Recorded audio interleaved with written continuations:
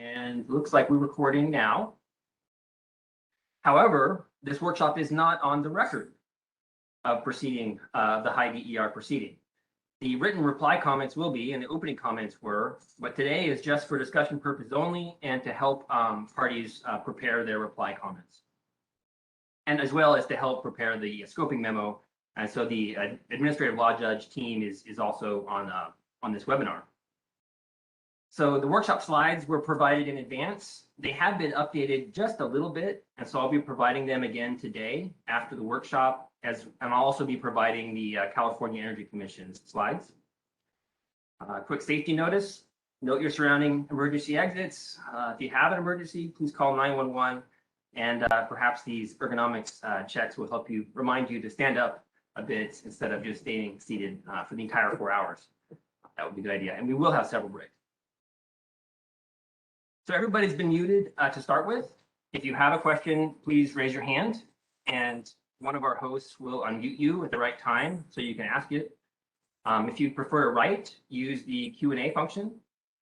Please don't use the chat. Reserve use of the chat just for logistical questions, technical questions. Any substantive comments or questions should go into the Q&A, and we'll be reading those out loud and possibly be asking you to participate verbally depending on the question.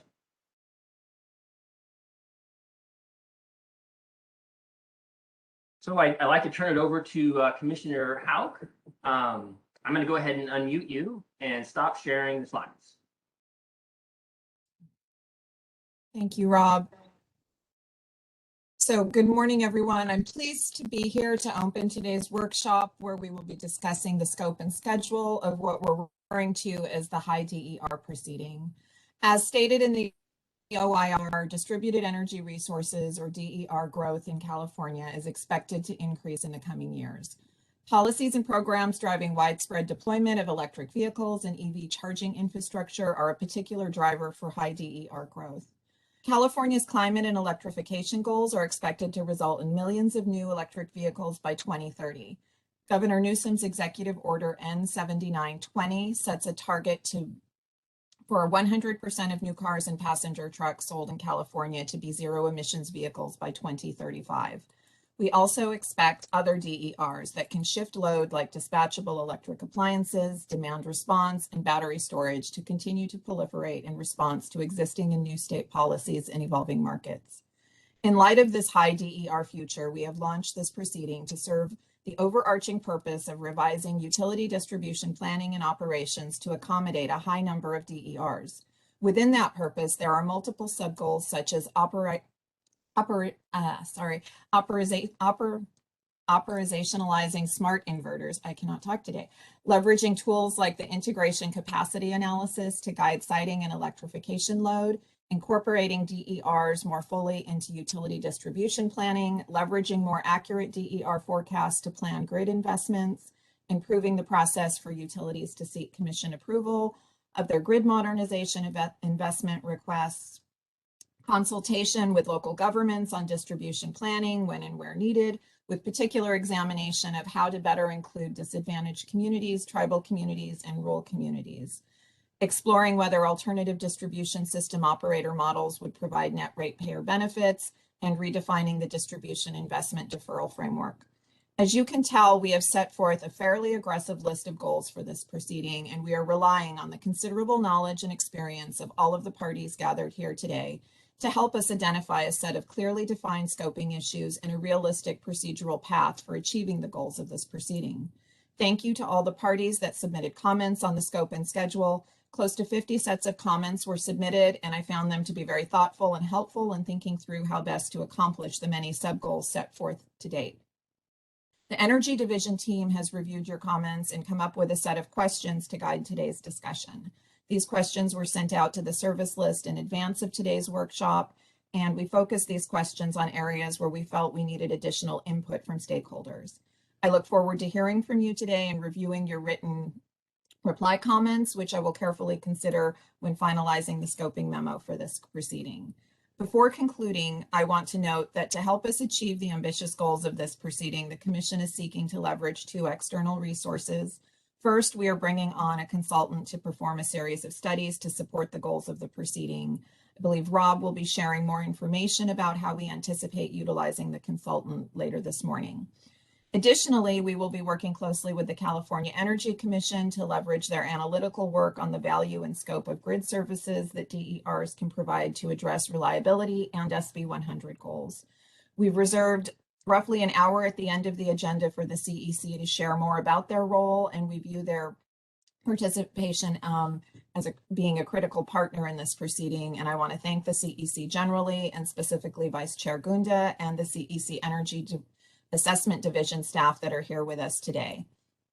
I would like to conclude my remarks by thanking the CPUC team responsible for today's workshop. From Energy Division, a particular thanks to Rob Peterson, Gabe Petlin, Nassim Golstani, Keisha Austin. From the ALJ Division, Judge Himes and Judge Sisto, and a special thanks to my advisor, Mary Claire Brown, for all of her work on this proceeding. So with that, I want to thank you again, everyone, for their participation in today's workshop. I look forward to listening and learning from the discussion. And I'm now going to turn the workshop back over to Rob to lead us through today's agenda.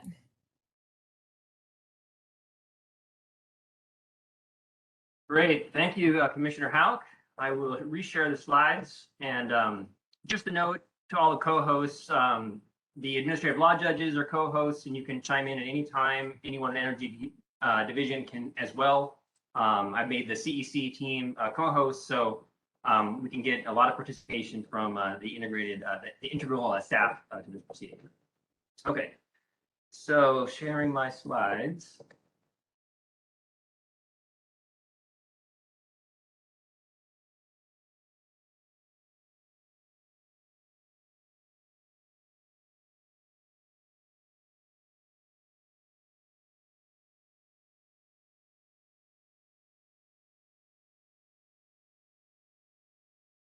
Okay, so a bit about the DER action plan. Just a reminder for those who had participated in the prior workshops and for those who have seen the plan, this particular proceeding, the high DER grid planning proceeding, is track 2 of the action plan. There are other aspects of the action plan in track 2 that are not specific to this proceeding, such as the microgrids proceeding, interconnection proceeding, which is ongoing, general rate cases. Those all fall under the grid infrastructure track, but they're separate proceedings. And the reason I bring that up is because when there are comments on Rule 21 or microgrids, for example, we're hoping that that parties will direct comment to that particular location.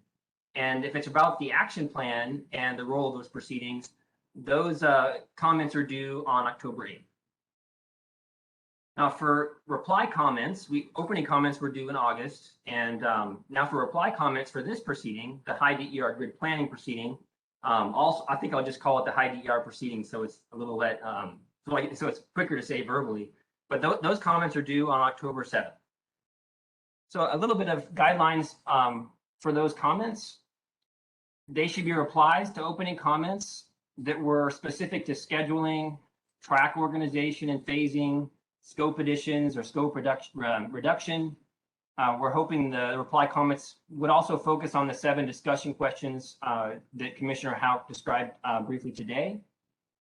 And please reserve substantive proceeding comments for the appropriate time frame and process that will be defined in the final scoping memo. We expect that to come out in November. And it's a good rule of thumb for today as well. If your comments are very detailed about a specific topic, we may ask you to quickly conclude your comments. We'd really like to focus on specific high-level scoping topics and track organization. And so if, depending on the level of participation today, we may institute roughly a 3-minute time frame for comments. And just as a general rule of thumb, that's a good idea anyway, unless, of course, there's back and forth, in which case it may go a little long. We have about 50 opening comment documents, and more than that in terms of stakeholders who are looking to participate. And I just want to note that, or remind parties that everything that's already been said in opening comments is already on the record. And even the verbal comments at the pre-hearing conference, those are on the record. Today's discussion will not be on the record, but your written reply comments will be. And even if a party did not submit opening comments, one can still submit reply comments. Just a reminder there. And when submitting emails to the service list, and the proceeding number is R.21-06-017, please use the proceeding number and the phrase high DER grid planning in the subject line, as that's the shorthand phrase we'll be using to refer to this proceeding. So Energy Division developed today's 7 discussion questions based on our review of opening comments, and we believe it is important, crucial even, to include responses to these 7 questions in your reply comments. So I'll be getting into a bit of an overview of the proceeding. We anticipate, with this part of the slides, and we anticipate a high penetration DER future. I'm just going to read a few quotes from the order instituting rulemaking. This OIR anticipates a high penetration future and seeks to determine how to optimize the integration of millions of DERs within the distribution grid while ensuring affordable rates. This OIR neither seeks to set policy on the overall number of DERs, nor does it seek to increase or decrease the desired level of DERs. This OIR focuses on preparing the grid to accommodate what is expected to be a high DER future and capture as much value as possible from DERs, as well as mitigate any unintended negative impacts. The OIR does describe why we expect a high DER future. And in that explanation and with some key citations, we talk about the policy of the state to have 8 million electric vehicles by 2030. Of course, the California Solar Initiative has been quite successful, and other programs such as SGIP, the Self-Generation Incentive Program, have also been successful. The programs to incentivize and encourage DERs continue to be successful, and for all those reasons, we expect the future for DERs to be strong. So a bit more on the overall proceeding. The new proceeding will address unresolved and ongoing issues from the Distribution Resources Plans, or DRP proceeding. This is a successor to that proceeding. It's also a successor to the Integrated Distributed Energy Resources, or IDER proceeding. But unresolved issues associated with the avoided cost calculator are expected to come up in a separate proceeding that is not yet launched. In addition, the new proceeding intends to enable swift evolution of grid capabilities and operations to integrate solar storage, EVs, and other DERs to meet the state's 100% clean energy goals, improve distribution planning, including charging infrastructure forecasting to support cost-effective and widespread TE, and optimize grid infrastructure investments by facilitating community input about plan developments, DER siting plans, and resiliency needs. Just a few milestones. The OIR issued in July. Opening comments were in August. Today is the workshop, and we've also in September selected proposals were submitted in July 30th, and a consultant has on a preliminary basis has been selected. The notice of intent to award circulated. There were no protests, so we're moving forward quickly with finalizing the contract for the consultant for this proceeding. Reply comments for the high DER proceeding are due on October 7th, and then for the action plan due the next day. Scoping memo, hoping to have that out in November. And then shortly after, we'll have the finalized work plan for our new consultant, and so they'll be able to start work. Currently, the OIR envisioned that the proceeding would be organized under 3 tracks. Track 1 could be the distribution system operator or DSO roles and responsibilities track. Track 2 could be the distribution planning, data portals, community engagement, and DER integration track. And track 3, the smart inverter operationalization, or SIO, grid modernization, and general rate case alignment track. We'll be talking a little bit more about this today, and There's been some discussion about maybe there should be 4 tracks. Perhaps there should be phasing within the tracks. And if you've seen the slides, you'll see we'll be getting into that later.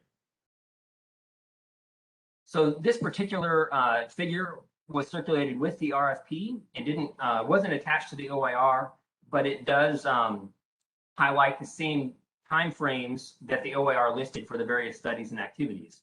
So this figure is how the OIR anticipated the proceeding might be organized. There are 9 studies that we're anticipating will support this proceeding. There's a white paper we're expecting to come out for the future grid study. And then the OIR anticipated the future grid study might not then get completed till later on. So it's at the bottom of the list here. This list is roughly in order of when the OIR anticipated studies would be completed. We would be completing a DPP guidelines document, a distribution investment deferral framework guidelines document, phase 1 and 2 electrification's impacts reports, a smart inverter working group report, staff proposal, and a grid modernization plan improvement and GRC alignment staff proposal, data portal improvement technical report, and distribution planning process guidelines staff proposal. I'm going to go into a little more detail on each of these studies now, as I think it will inform the discussion later today. And anyone who's a co-host, feel free to stop me anytime if you'd like to elaborate on anything I've said. Okay, so the future grid study. The study would explore, assess, and develop a detailed strategy for options to evolve California's electric grid for the grid of the future, one that enables the full integration of DERs cost-effectively, safely, reliably, and in line with state policy. Stakeholders would be included in the development of California's vision for the future grid, its design principles, the required functionality, and each step that must be taken to meet these objectives. Various DSO models would be explored, and options for piloting feasible models would be identified.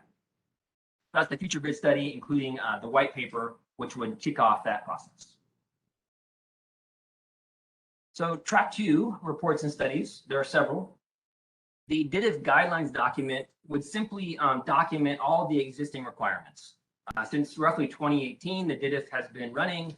There have been reforms along the way, number of rulings and decisions, and we want to make sure that everything is in one place. And so it's not necessary to keep, turning back to old rulings and documents to figure out precisely what the requirements were. And so we'll be completing that DPP Guidelines document. I think that'll be very helpful. It'll include, I expect it will include some of the pilot evaluation requirements as well. So those will be documented and put in one place. But it would not establish new policy or new requirements. The DPP Guidelines staff proposal would be intended to propose a DPP Guidelines document that would replace and supersede the DPP Guidelines. So it would include all of the existing requirements and any new ones that may come out from the process of completing this proceeding. It would establish various utility DPP improvements as needed. Possibly community engagement requirements could be memorialized there. And the findings and outcomes from our electrification impact study, data portal improvement process, and those will be memorialized in the distribution planning and guidelines document as well. It may also be called a handbook. We're not sure exactly how it might be titled at the moment. So a data portals improvement technical report would also come out, and possibly a staff proposal as well. It's sort of unclear if it'll just be a report or if it would be a staff proposal this time, but we'll figure that out. And it'll assess the user experience, refine use cases, and examine data quality adequacy, including the ICA data, which has come up in a number of comments.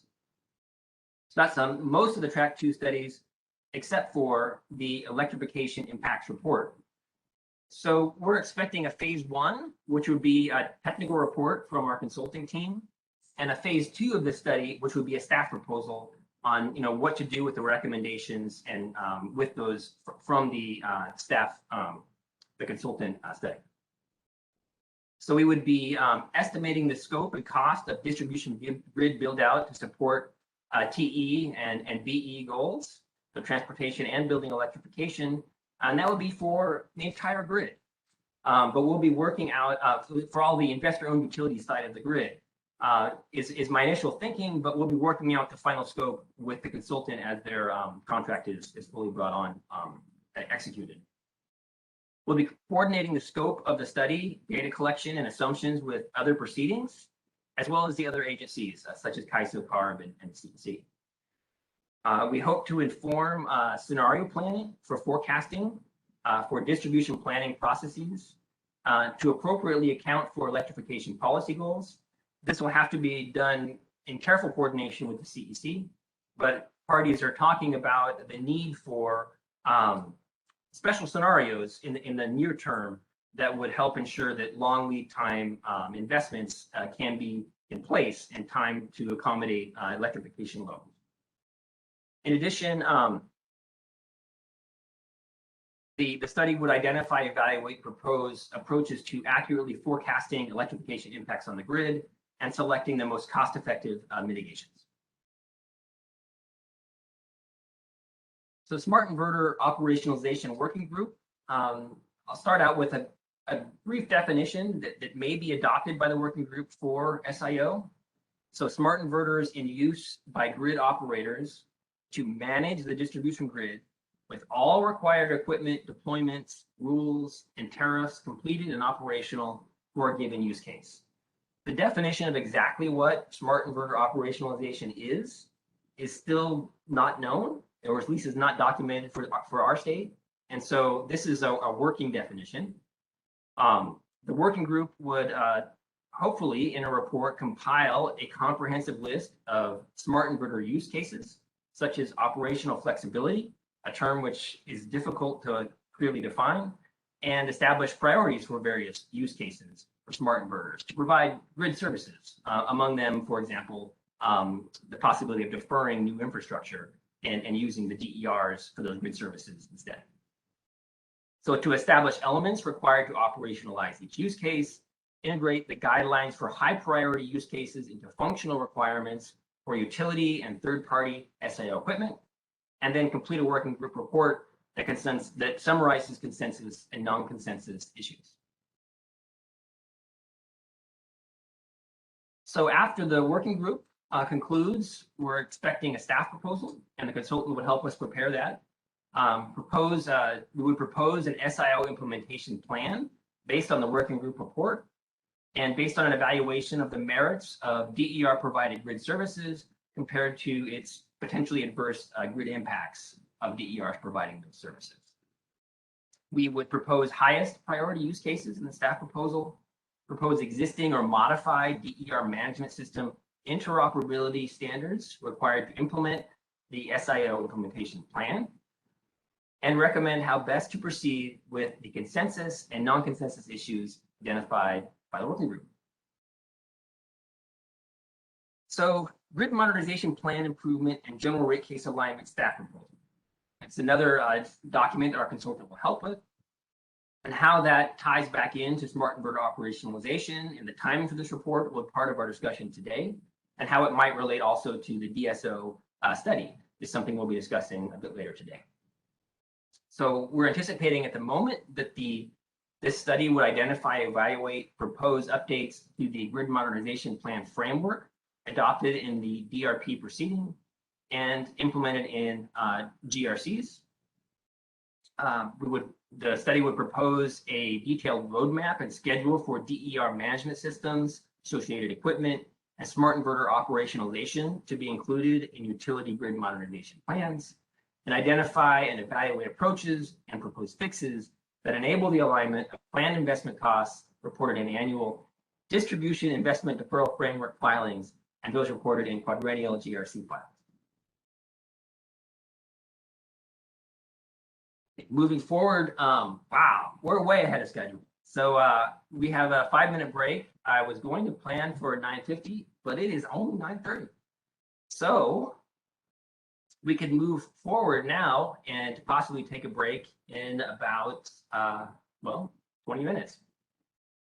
Rob, Yes. it's Keisha. Do you want to, there's a couple of questions in the Q&A, and it might be useful to answer the questions. Okay, so we have one question asking, would the distribution deferral guideline lay out the rules for distribution on-wire alternatives when capacity shortfalls are identified?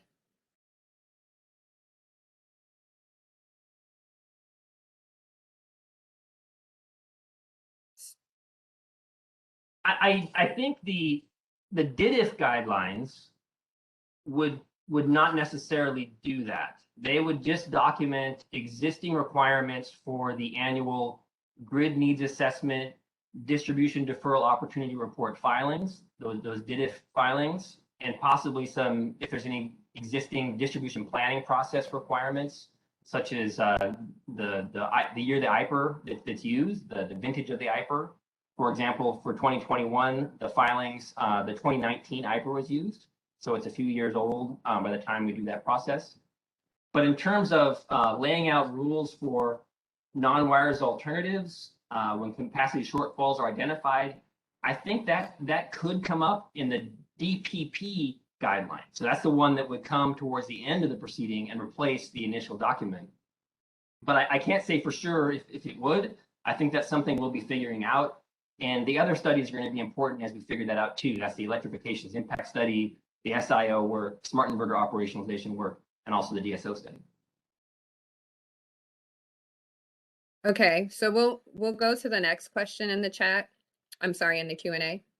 And this question is, I'm sorry. Of course, I lose the window. My apologies, everyone.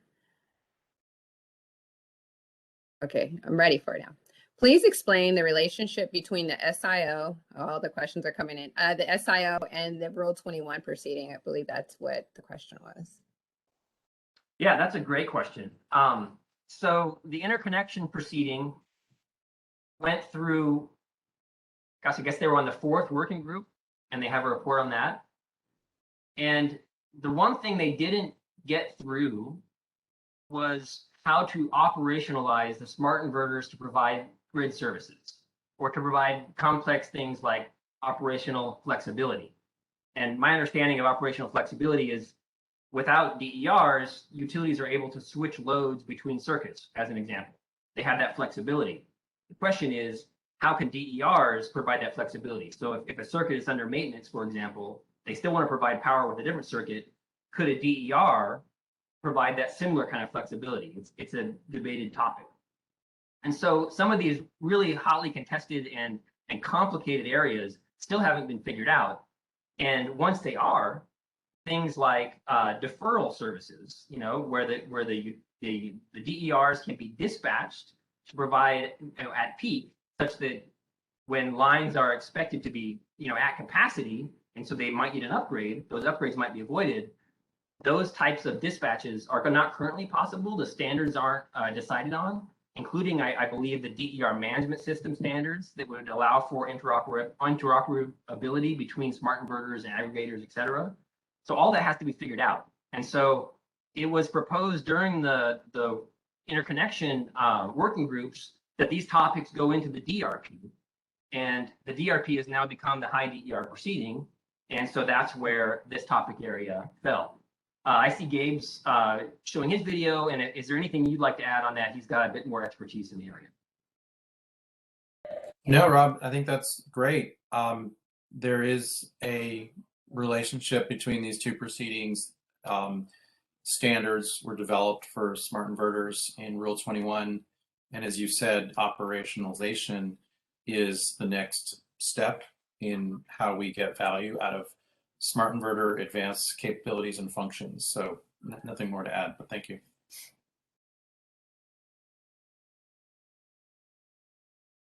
Okay. So if there's nothing else to add there, we're going to go to the next question and the Q&A. Will the electrification impact reports effort mentioned on slide 17 provide an opportunity for stakeholders to weigh in through an advisory, sorry, it's really hard. I might need glasses. Stakeholders to weigh in through an advisory group that's facilitated by staff or the consultant? In short, yes. All of our reports and studies that are planned will have a stakeholder process. So absolutely, we do want to weigh in with stakeholders to get to discuss scope and certainly any results and to update the studies as needed based on stakeholder feedback. But the timing for when all of that will occur, though, is still to be discussed. And so if we decide to, for example, fast track some certain studies, maybe this one, then exactly when those stakeholder interactions will occur is to be determined.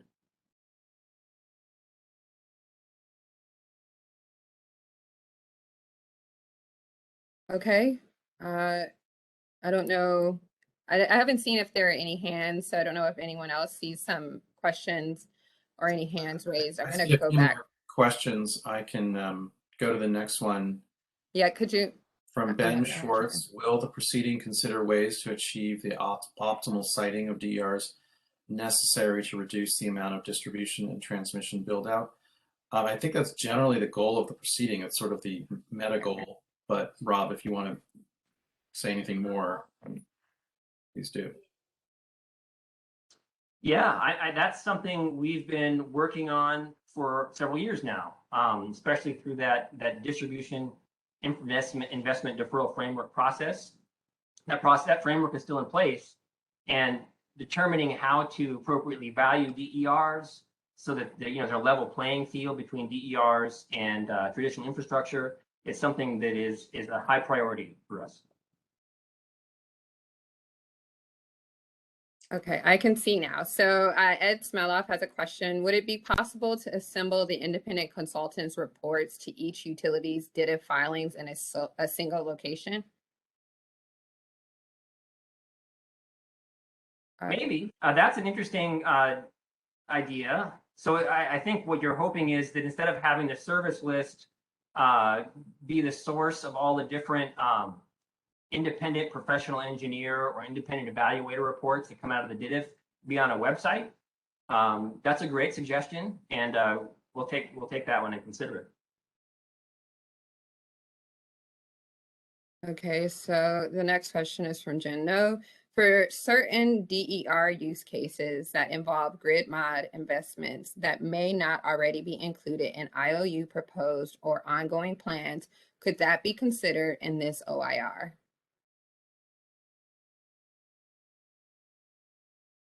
I mean, absolutely. I think anything's on the table at the moment. To the extent that came up in your opening comments, I mean, it would be interesting to get reply comments on that topic.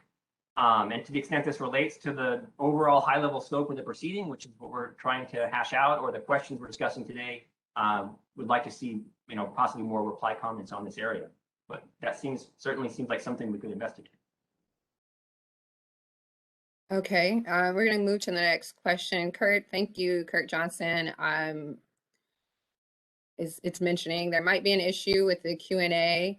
And so if others are having issues with the Q&A, you might want to draft that into the chat and let us know. It could be an individual thing. Okay, so I'm going to move to the next question from Richard Coe from the Public Advocates Office. How will the DPAG reform work in each cycle feed into this proceeding? Right, so any reforms to the DITIF process and discussions, in the DPAG, the Distribution Planning Advisory Group that led to reforms, they will be captured in that DITIF guidelines document, which I think should be a near-term priority. That's my opinion. It's something we could get out, I hope, fairly quickly with the consultant, and so that we have one document that is the handbook for DITIF and DPP requirements as known today. And so that would, first of all, we'd be putting that in one place, so it'll be easy to find the rules that are currently required. But then as reforms come up, as the proceeding increases our learnings on various aspects of distribution planning, I would expect it's possible additional reforms to DITIF could occur. Now, a number of parties have said, hold on, we've had a lot of reforms. Let's pause the reforms and sort of look at the whole process before we reform further. And there's certainly some merit to that point. However, If there are some annual changes that could help fix the project, there generally is something that comes up. Those reforms could still occur. That reform process is not changing. In fact, it's built into the existing data framework, and we're not suggesting to change it at this time. Okay, so we're going to move now to Melissa Kasnet's question. And that question is, please describe how you see equity considerations fitting in with these various technical studies. That is a great question. And it's a really important area. And commenters, opening comments covered this extensively. I don't know the answer to that yet. I think the key for us is to find cost-effective solutions. And at the moment, for the most part, the DITIF has led to a conclusion, it seems, that the most cost-effective solution is traditional infrastructure. It's lumpy, it can adjust, it gives you that extra capacity when it's put in for whatever may happen. That's sort of where the DITIF has led us. However, we still believe, and a number of parties believe, DERs provide value that's not accounted for yet. And we think there's a balance. I believe there is a balance. There's going to be a need for new infrastructure. There's going to be a need for DERs that are dispatchable. And the one that's most cost effective should be the one that's put in service. And that's what we want to help figure out, is what is the most cost effective way to do this? And hopefully that will help resolve some of the equity concerns. Gabe, anything to add on that? Or others? I think we scoped in to this draft OIR. How does this proceeding advance or set back the goals of the Environmental Justice Action Plan of the Commission? So I think that's going to be a question that we will be asking, throughout the proceeding. But I think we have to be clear to identify, areas that really are within the possible scope of this proceeding, and then address those issues. I mean, we're not going to set rates, for example. We're not going to design new programs. So where there are issues that are within the scope, then we have to address those issues. And I think we're looking forward to identifying what those issues are, even if we don't yet know them today. And I'll just add, when you said not going to define new programs, I think you mean new incentive programs or structures. All we're doing is establishing the planning process or the DITIF framework. Those are programs, but they aren't, this is not a rate-making proceeding. Correct. Rob, this is Judge Himes. I also wanted to add on that you had mentioned cost effectiveness, and I just wanted to remind everyone that cost effectiveness issues, especially those related to the avoided cost calculator, will be considered and determined in the new OIR that we anticipate late this year or early next year. But I also wanted to clarify that the current major update of the avoided cost calculator is being considered in rulemaking 1410-003. We wanted to make sure that there was an open proceeding to continue looking at that this year. We didn't want to delay that in waiting for the new OIR. And that number refers to the IDER proceeding, integrated DERs. That's correct. Thank you. Right. And just to add on even more, I think the question too was around the technical study. So I think that there's ways to look at maybe equity within the electrification impact study. And so, yeah, I just wanted to point that out, that that's an area that could be, that can be included in there. Okay, so the next question we have is from Claire Broom, and her question is, will the DPP explicitly look beyond the limited impact of utility identified distribution investments? DERs have already had impact on new transmission needs, well beyond projects identified for non-wire alternatives.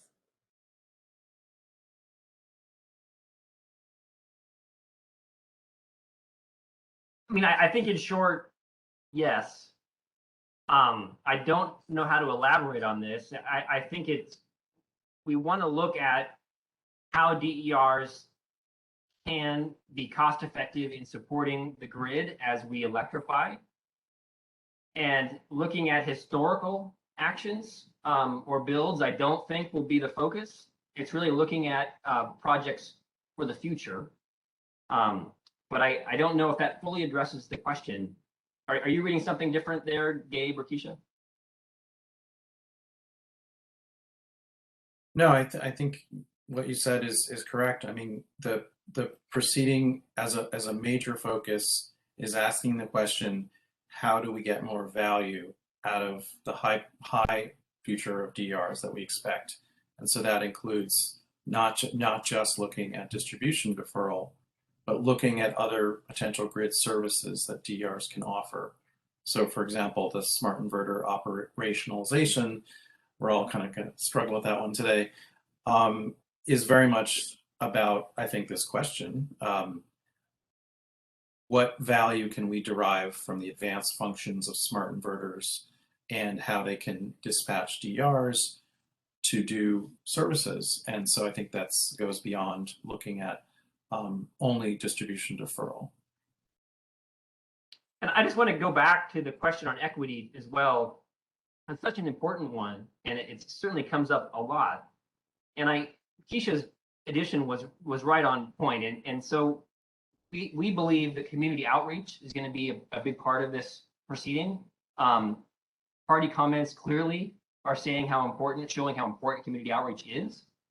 And so when we talk about the various paths forward for these proceedings, it may be that we need to look more closely at community outreach in some way. Maybe there needs to be a needs assessment for some kind of a larger community outreach process or report.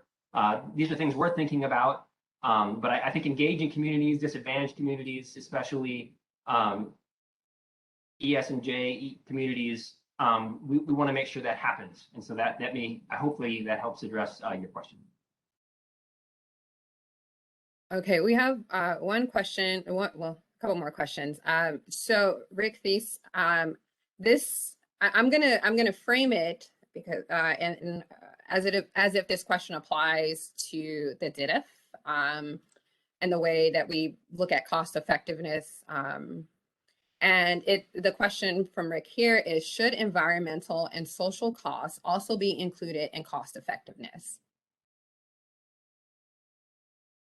I think this is the question for the proceeding that Judge Himes described that will be the successor to the IDER, and the IDER is still open. And so I think that's my basic response. Is I'm not an expert on this topic area. Joey Morgenstern is our energy division expert on this topic area, but I'll turn it over to the judge. Thank you. And again, currently rulemaking 1410-003 is opened, and we are expecting testimony based upon new proposals, as well as the staff workshop that was held and hosted by Joy Morgenstern. And any ideas regarding environmental and social cost should be brought up in testimony. With the caveat, I want everyone to remember that these societal cost test is currently being tested in the IRP proceeding. The new OIR on cost effectiveness issues will continue that work. So in the 1410-003, we will only be focused on the major update of the avoided cost calculator.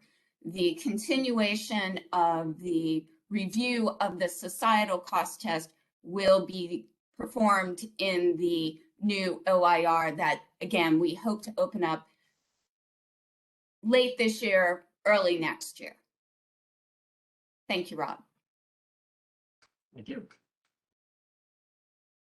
Okay. So just in light of time, there's a couple more questions, and I think Rob had a goal to go to break in a couple of minutes. So we're just going to take these last 2 questions here to stay on schedule. This question is from Sky Stanfield. To the extent T2, so I'm assuming that's track 2, is going to consider ICA improvements related to load, transportation, electrification, will this docket also provide the opportunity to improve the interconnection process for load sources using the ICA? I'll confess, I don't know the answer to that. We will be looking at how to improve the data portals. I do expect our consultant to ingest all of the data that's there and to investigate it and look at ways to improve the usability and usefulness of the data that's there. But exactly how our work will be coordinated with the work of the Rule 21 proceeding, and some of those staff are online today because we are continuing to coordinate closely. I don't know the full answer. Is there any kind of anything you want to add, Gabe? Just that the traditional relationship between distribution planning and interconnection has been technical methodologies around integrated capacity analysis have been developed in distribution planning proceeding, and changes to the Rule 21 interconnection process have been addressed in the Rule 21 proceeding. But there is an explicit relationship, and think of it as a handoff. And so the idea is, if we can make improvements to the ICA methodology, it is assumed that then Rule 21 would then try to make improvements that take advantage of the better data that we can provide. So if we just do it without changing Rule 21, then I don't think we've achieved the goal. But it does require a coordination with another proceeding. And I'll add, as thinking about it as you're talking, we talked about putting your comments into the right process, which is really important. And so if it's the action plan on Rule 21, those comments are due on October 8th. If it's Rule 21 specific topic areas, Gabe tried to elaborate on what the difference is. That proceeding is still open. And so we want to make sure that we're not having duplication in our effort where we should be coordinating with the other proceedings. And Judge Himes? Yes, and as the currently assigned judge for the Rule 21 proceeding, I just wanted to make sure that all parties are aware that we have indeed gone through the first phase of the proceeding. We expect to open up phase 2 either late this year or early next year. And indeed, because of due process rules and requirements, any changes to Rule 21 would have to be contemplated in a Rule 21 proceeding, just to ensure all the proper parties have the ability to weigh in. Thank you. Sure, and I know we're getting close to the break and I want to take it, but just looking at Sky's follow-up, yes, I mean, you can email us, and one of our slides today does have our emails. If it gets more complicated and we didn't quite hit on your question today, it sounds like we kind of missed it for Sky, send us an email and we'll get back to you and see if we can get the answer you're looking for. So with that, let's take a quick break unless there's anything else.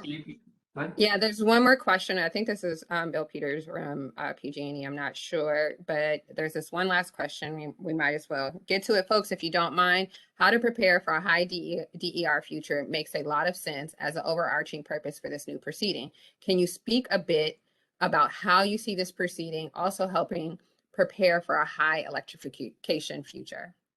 Great question to go out to break. Yes, so I'm going to read into this a bit. And I think it's getting into forecasting, specifically maybe the demand forecasts and scenarios used by the IPER that are prepared a couple years in advance, typically for distribution planning, and then how those scenarios are applied for disaggregation purposes and our process occurs a year or so later. So that is going to be an important point of coordination with the CEC. You know, they have the IPER, they own that forecast. But, you know, we want to make sure that we're getting ahead of the electrification needs. So I don't have a clear answer for you today. I think this is one we're going to be exploring. Okay, that was the last question, Rob. Okay, well, let's take a few minutes and circle back, well, at 10 o'clock. Thank you.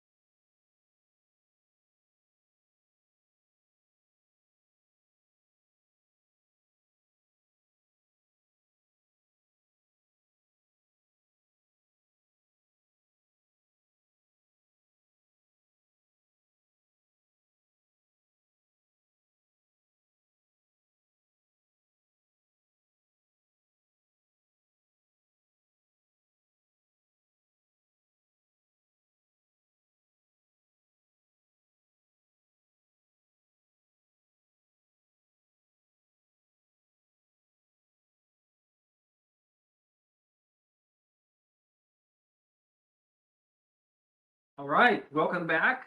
Hope everybody's returned. I did see one other Q&A that I'll just touch on briefly. So Mark Acosta had a question about which studies would look at grid redesign and what would a modern grid look like, decentralized versus centralized. These are questions that'll come up in the future grid study. It will look at the study that will look at DSO models and the cost effectiveness of moving to a DSO model. What is the most reasonably foreseeable, perhaps, DSO model for the state or for various areas of the state. So it's that future grid study is one that you'll want to comment on its scope. And so I hope that answers your question, Mark.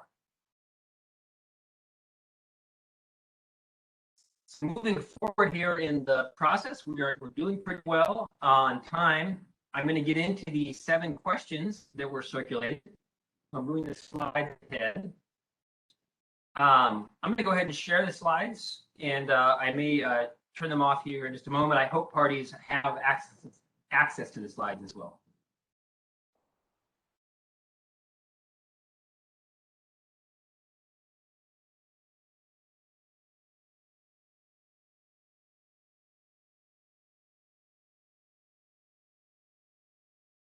Every time I share and unshare, it takes me a moment to reorganize the windows so I can see things like the question and answer. Just bear with me a moment there.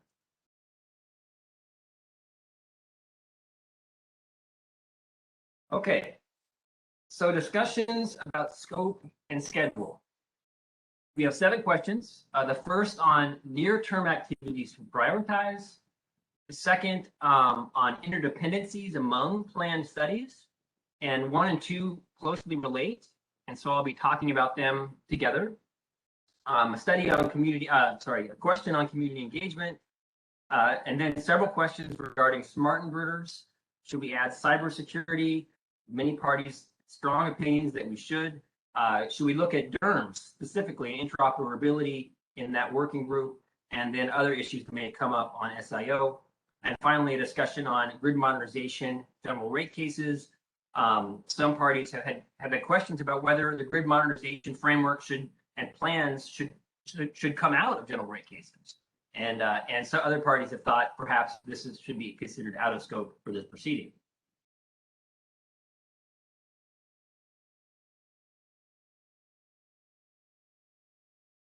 Okay, looks like my internet was doing some strange things there. I hope everyone can still hear me. Anyone from my team, let me know if there's an issue.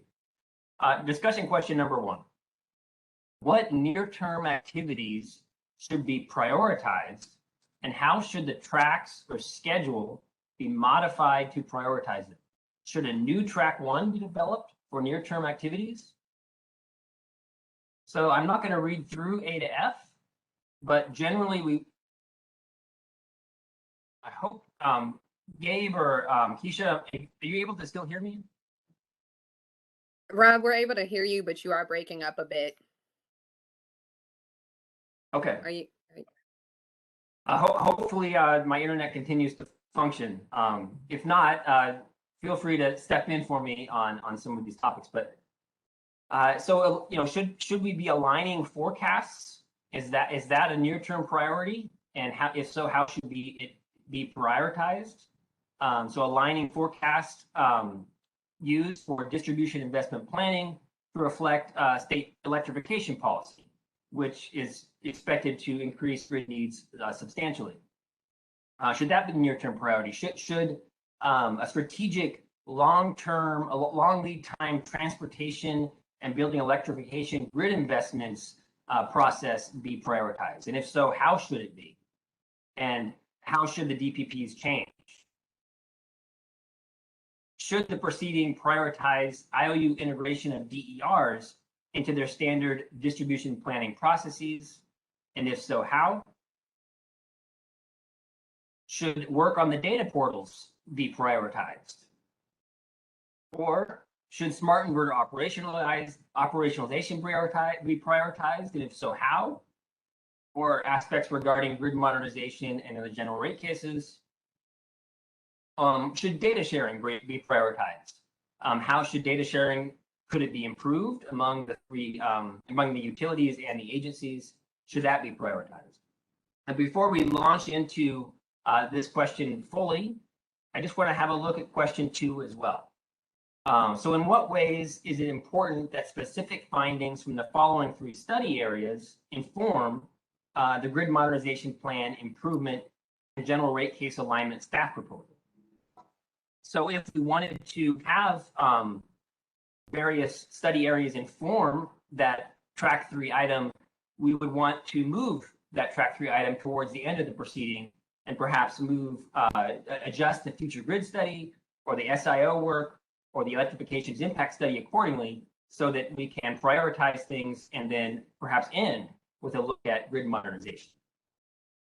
And I may flip between a few of these next slides depending on comments that come up.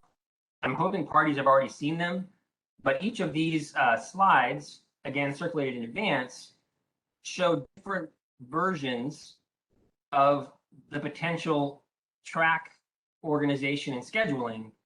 And the last 2 show what I believe could be a compromise among party comments. And we can either have multiple additional tracks or phasing between tracks. I'm skipping through these quickly. I'm going to go back, but I will come back to them. I'm going to end on discussion question number 1 and then open it up for comments.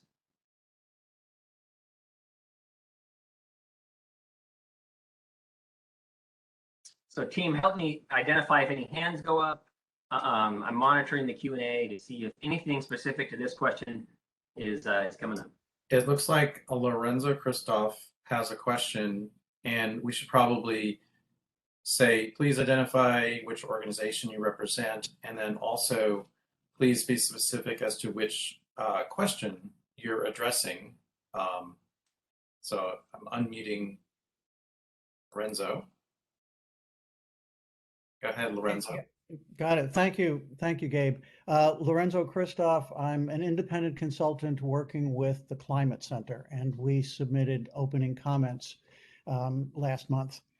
I'm addressing really the big question about priorities and interrelations between the tracks. And I think what I want to emphasize for prioritization is to really work to establish communication with local governments, local government agencies, community-based organizations.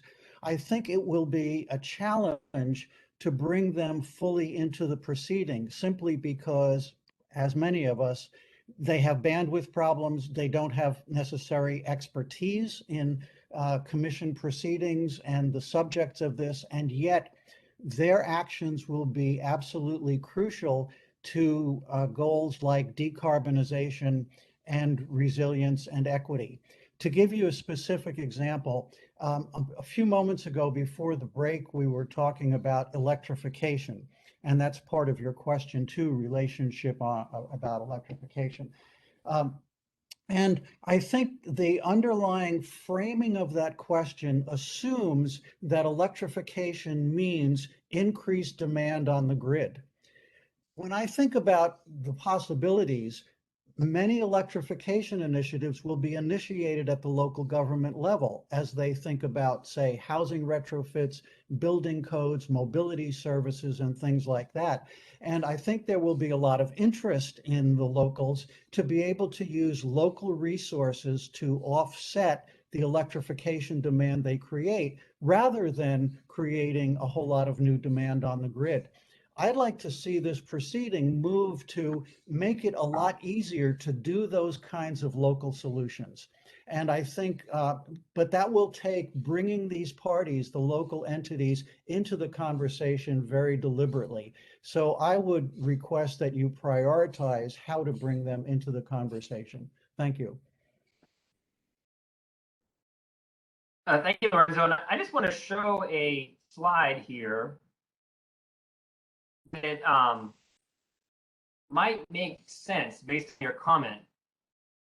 So it's a compromise Schedule A is the way I've described it. It would delay the DSO study, but in delaying it and condensing the time frame for the study, it might allow for additional community engagement in advance of that study, depending on our other near-term priorities. What are your thoughts on this schedule concept?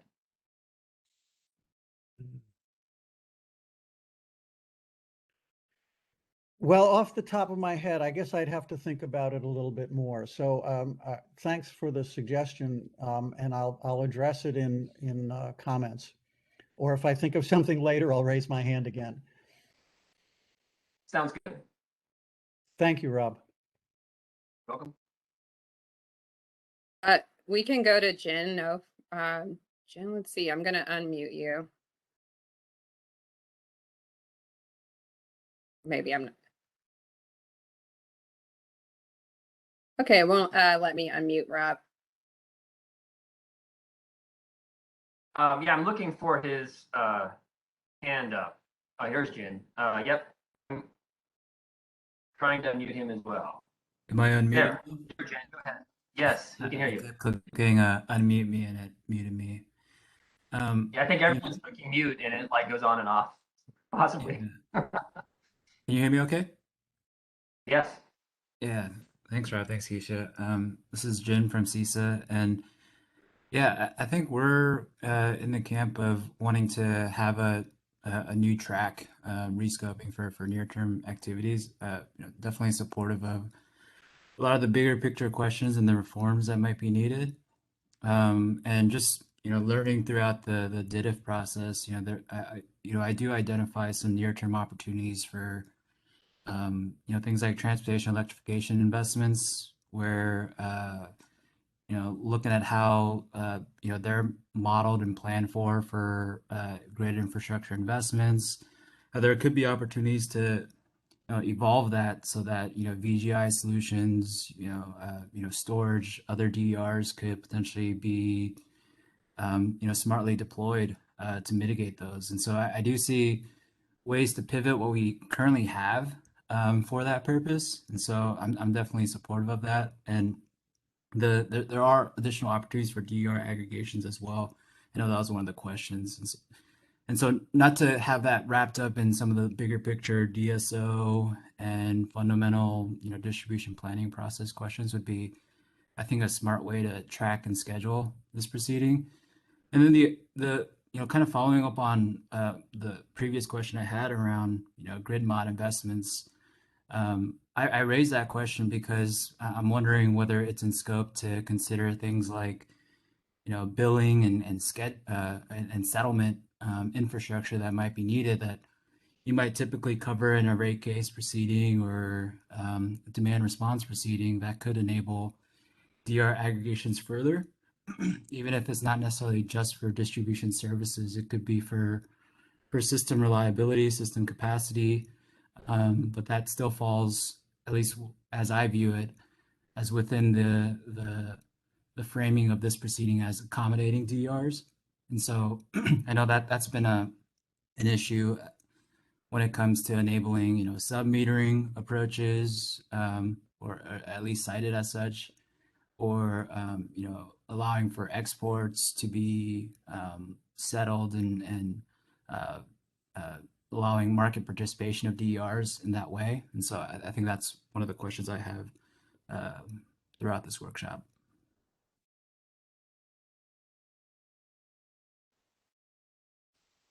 Thank you, Jen. I'm not sure. I mean, I think we certainly want to see these comments in written form. I think we've seen some of them already.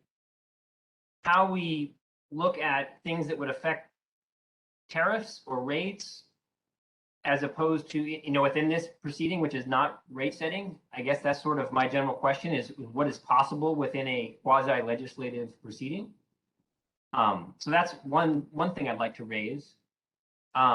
Perhaps we need a different proceeding, which is rate setting, specifically on those topics. And I think the DER action plan highlights some potential venues for that, such as the flexible load proceeding, which is track 1 of the action plan. I don't know, things have frozen up a bit here. Can you still hear me? Oh, no, you just weren't moving, Gabe. You were locked into writing. Do you have any thoughts on this topic area? No, I think you said it right. Load flexibility is another related proceeding that will address some of those issues. And we're not going to be changing export rules in this proceeding.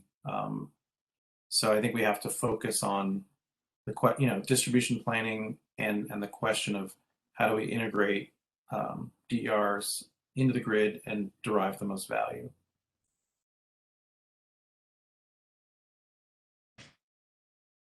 So I see Richard, Joseph, and Brad all have their hands up.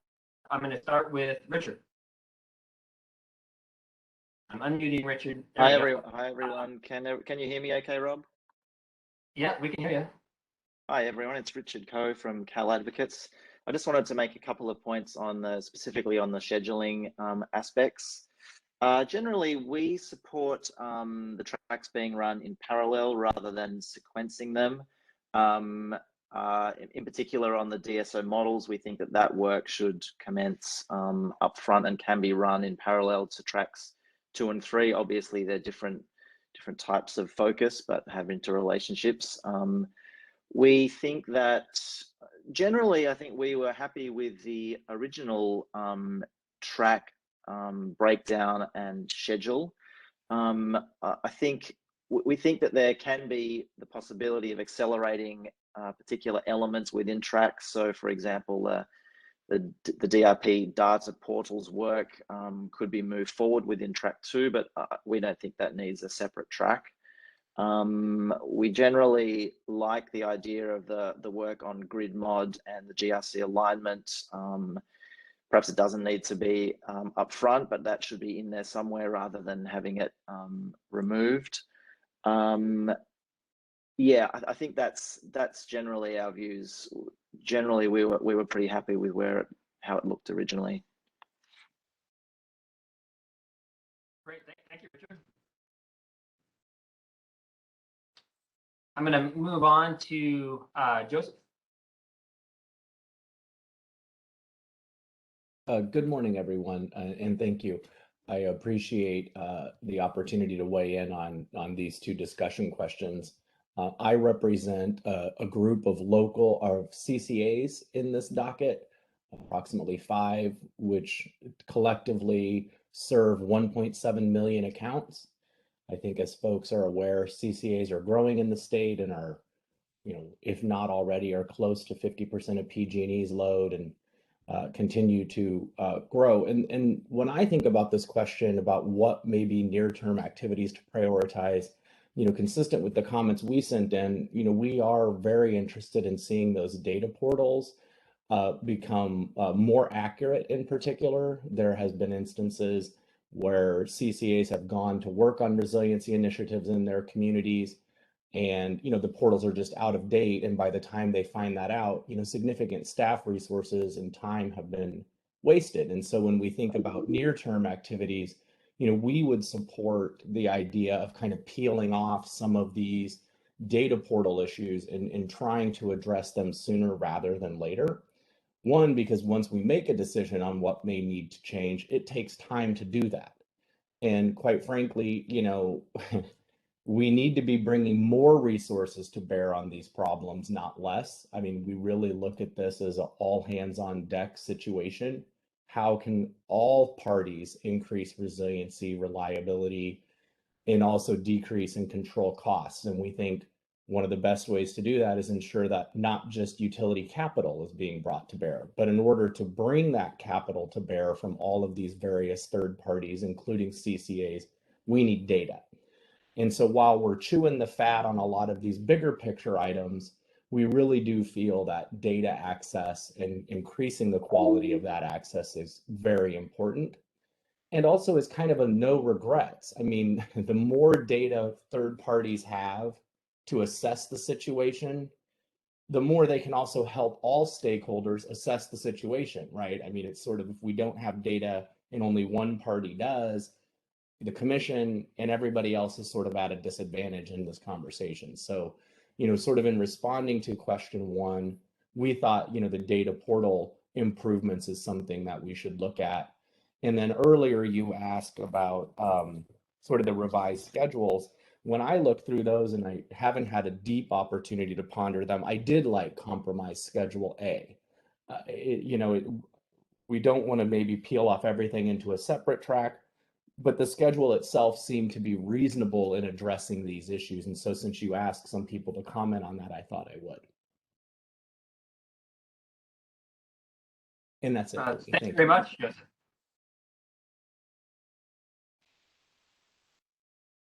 Right, I'm going to go ahead and unmute Brad.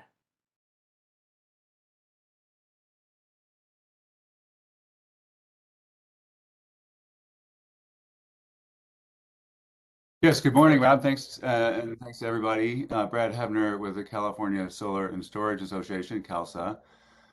Thanks for all this. In terms of near-term priority, I think it's really essential to focus on C here, integrating DERs into distribution planning.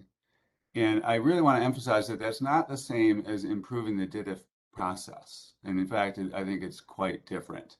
That long-term planning should incorporate DERs, figuring out how we can maximize the benefits, the usefulness of DERs for long-term grid management. The extent to which DER operationalization can defer planned projects that are already baked into the short-term plan is actually questionable. But in the long term, we need to improve that integration now in order to avoid big costs more in the future. And so the thing that I don't like about your compromise A is it sort of starts with this integration question, but puts it all in terms of DDIF, and it doesn't get to the DPP improvement until step 6 or so. So I would say, the general question should be prioritized, but not within the context of DDIF. And then it also brings up the question of, can we improve the distribution planning process to better integrate DER operationalization without the DSO? And I think some of what you've presented seems to indicate that you put those in the same box, that the improved distribution planning would happen just through the DSO. And it may be the case that it is very challenging to do it within the existing IOU-led process, but I think we absolutely have to explore both. That we need to push to improve the distribution planning process to better integrate DERs under the existing model and schedule and cadence of updates at the same time as we explore doing it better with DSOs. That's my comment. Thank you. Brad, let me ask you, or just clarify something and see if this helps. It's very hard to convey much on a figure like this one. There's a lot of studies. I don't think it was the intent of this compromise schedule to indicate that DDIF would somehow be prioritized in track 1, if this was track 1. It's the DDIF guidelines comes first simply because we see that as low-hanging fruit on something we can put that handbook out or a guidelines document and put it all in one place. And so it's just easier to figure out what those rules are. But it doesn't mean that it would drive the process for the next, activities. So I hope that helps. Yeah, that makes sense. I appreciate that. Sure. All right, I'm going to move on to Tam and try to unmute you here.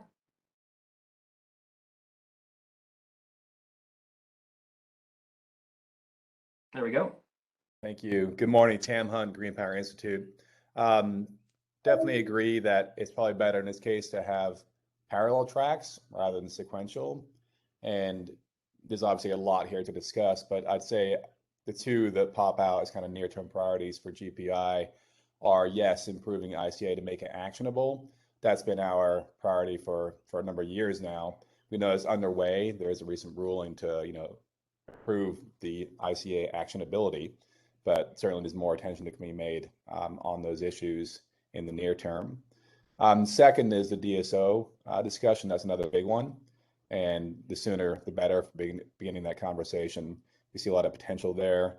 A lot of things need to be looked at. How would it work? What's the time frame? What are the roles, et cetera? Thank you.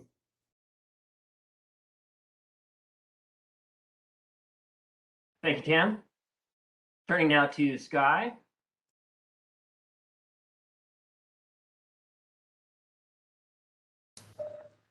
Good morning, everyone. This is Sky Stanfield with on behalf of the Interstate Renewable Energy Council, and I want to sort of emphasize and build on the comments that you've heard from a couple of folks, in particular Mr. Weedman, that I think the commission should organize the tracks and maybe even create a separate track that's specific to the data portal improvements that would commence immediately and then proceed concurrently with the others.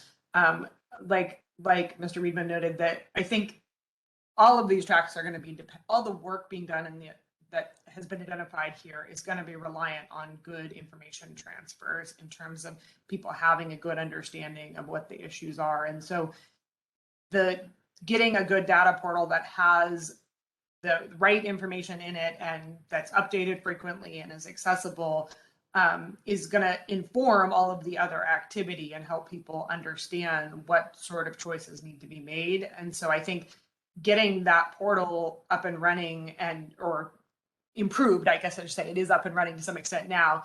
It seems to me like a critical part to the success of the rest of the proceeding. And I think also there's already a lot of work underway. I'll use the ICA as the example that we're most engaged in. There, we've been working on improving particularly the load ICA, and there's already also issues clearly queued up for the generation and the things that were never sort of addressed in the DRP proceeding for the long-term refinements of the ICA. I don't think there's a reason to wait to continue that activity. The commission just issued a ruling in the DRP proceeding for the load ICA, but it still leaves a lot of room for discussion and action. And so I think the commission should prioritize that, and whether they treat it as a separate track so that it can proceed concurrently or just move it up amongst the other activities will help all the other questions and issues that we need to address over time. And finally, reaffirming what Mr. Weedman said, like, you can't, if we decide those issues, we need those issues later, it's going to take a couple of years for the utilities to actually implement those things. So that puts the timeline for any actual action out way too far for this to be meaningful, especially for the transportation electrification goals. Thank you. Thank you, Sky. I've got a hand up from Eli. I'll go ahead and unmute.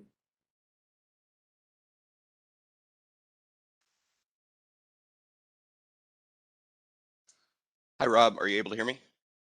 Yes. Great. Hi, this is Eli Asher on behalf of Southern California Edison. Thanks again for the opportunity to speak. Wanted to weigh in on primarily on question 1, which also, and all of the sub bullets, which is also pretty closely related to the revised schedules. Aligned with what SCE stated in our opening comments, I think of these near-term activities, A, B, C, and F are all important near-term priorities, which I think all pretty cleanly currently fit under, or I guess would fit under the originally proposed track 2, focused on, the electrification impact study, which I think is related to an extent to A, how to integrate DERs directly into planning, we think is a very key strategy, which should be a near-term focus. And the data sharing is also an important piece of that overarching forecast focus. So we think, the aligning of the forecasts, A, will help get us to B, being able to make those strategic long lead time TE and BE grid investments. So we largely think, when it comes to the schedules, that these elements, I'd say A, B, C, and F primarily, but really most of the things that fall under the originally scoped track 2, SCE agrees with prioritizing those potentially into a nearer term track 1. So I would say that the schedules that we looked at and support, revised schedule A, and then both revised schedule 1, and then both compromise schedule A and compromise schedule B both seem to be improvements on the original schedule. Again, I think the structures of this one and then also the compromise schedules, demonstrate a near-term focus on some of these DPP improvements, integrating DERs directly into planning and the forecasting improvements. So I think those are the structures that make the most sense right now. I don't think we have a particular opinion on running them, in parallel or kind of staggering them. Our opening comments stated that we thought that SIO and the GRC grid mod pieces could potentially be pushed further out so that we could focus on the nearer term priorities of modifying the DPP directly to directly integrate DERs into how we do planning, as well as changing the way that we do forecasts to utilize higher TE-based and more policy-focused forecasts that can reflect the expected electrification increase. And so, our position would be to, utilize either compromise schedule A or B or revise schedule 1 in the final schedule of the OIR. Thank you. Thank you, Eli. And we have a couple more hands raised, but this is a good opportunity to talk a little bit about what thinking went into these various schedule options. I'll note that this one draws heavily from a number of commenters: SEE, PG&E, Climate Center, CALSA, EDF, but also others: SDG&E, CISA, NLX. I could go on. It seeks to compromise between the comments, and so SCE specifically, your comments are reflected best, I think, in revised Schedule 1. And one thing I note is that the grid mod and GRC staff proposal topics are eliminated from scope. And that was something I read into SCE's comments. Is that still SCE's position? And if so, why is that? Yeah, Rob, thanks for that question. Agreed that revised Schedule 1, I think makes sense based on our opening comments. Our proposal was to remove the grid mod plan and GRC alignment from the scope of the OIR, simply because, and I want to try to clarify this, it's the process that we don't necessarily think needs to be altered. So I do think there were some parties that proposed changing the way that grid mod plans are incorporated into GRCs, grid mod plans determining costs, but SCE believes that the GRC, the way that it's structured today, is the appropriate place to litigate the costs. The grid mod plan framework is still very new, so we essentially just think it is premature to reassess this framework. SCE just filed its first formal grid mod plan within our recent GRC filing. And so our position would just be that the process is premature to revisit. There have been some comments about, I think it was Jin from CISA who had a comment that we agree with about focusing on near-term opportunities for TE investment. And I want to make sure that's not conflated, or that our view isn't taken to be opposite of that, because we fully agree with the need to focus now on these near-term TE investments. We just think the framework or the process of the grid mod plan itself is okay and doesn't need to be a focus of this proceeding, at least initially. And that's why we suggested removing it from scope and for track 3 to focus exclusively on the operationalization of smart inverters. Let me know if that makes sense, or if you have further follow-up questions. Nope. Thank you, Eli. I do see Gabe, you got your hand up. Yeah. Yeah, I wanted to take a moment to ask a follow-up question for Eli and Edison about his question. If we could go back to the question 1 slide.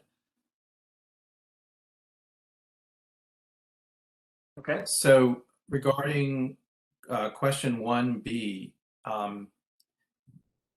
modification of the DPP to enable strategic long lead time transportation and building electrification grid investments, and how should the DPPs change?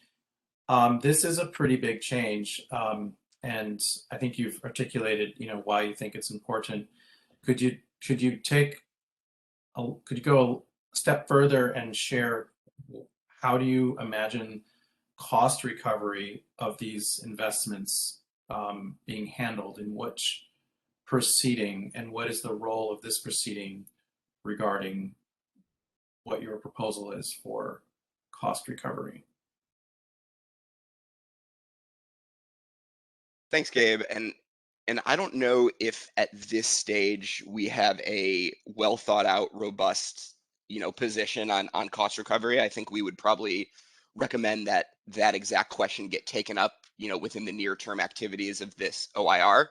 I think at a high level, the GRC and its structure today is the appropriate place to litigate costs and determine cost recovery. We do support modifying the DPP, basically, to utilize higher TE, more policy-based forecasts that can enable, in our vision, these changes to the forecasting approach can help enable this strategic long lead time grid investments that we think are needed to, to build out the capacity of the grid to accommodate high TE and high DERs. I think in terms of cost recovery, that's probably something that, my initial thinking from SCE standpoint is that the GRC process today is appropriate. The grid mod plan process, appropriately identifies what investments are needed, and then the GRC litigates those costs. So I think we would probably argue that the current cost recovery paradigm is appropriate. However, if we definitely think this is a question that should be taken up within the proceeding, so we would support that.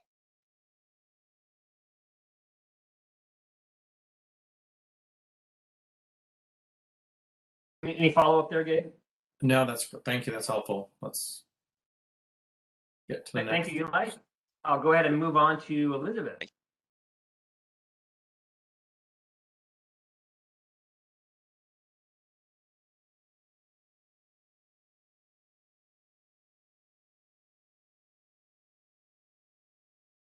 Trying to unmute Elizabeth. Thanks. There we go. Thank you. This is Beth Kelly. I represent BayREN and 3C REN. They're administrators of energy efficiency programs, so non-IOU program administrators of energy efficiency.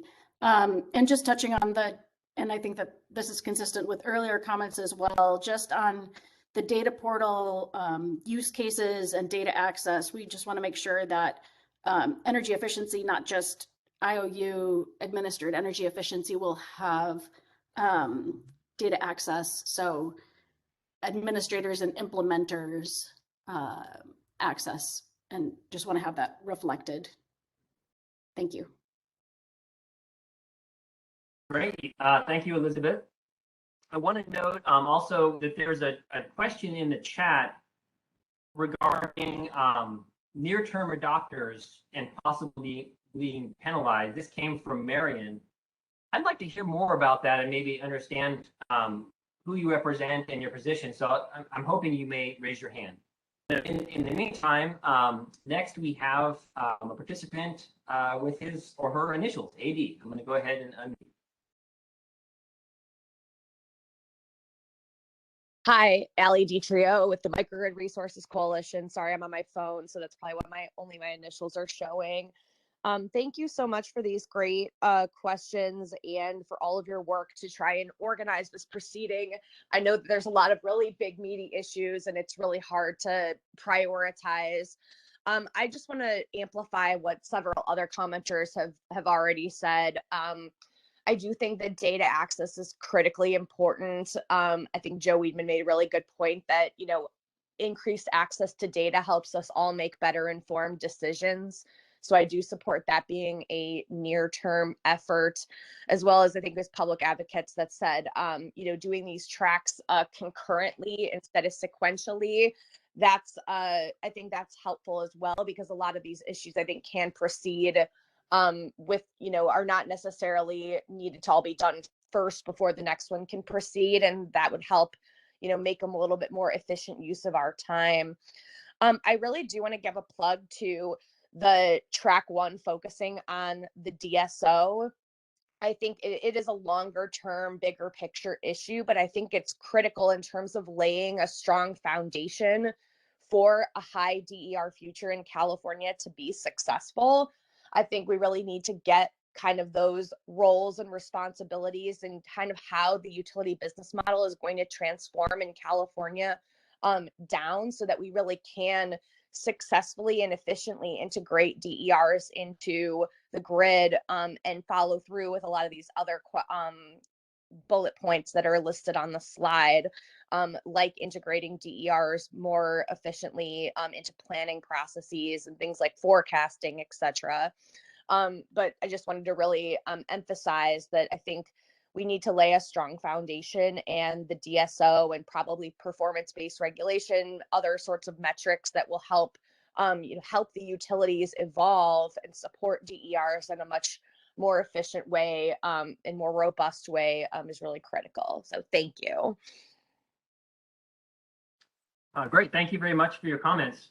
I'm going to turn now to Marion, who had asked to raise her hand. I'm going to go ahead and unmute Marion. Hi there, thank you. This is Marion Borgeson with NRDC.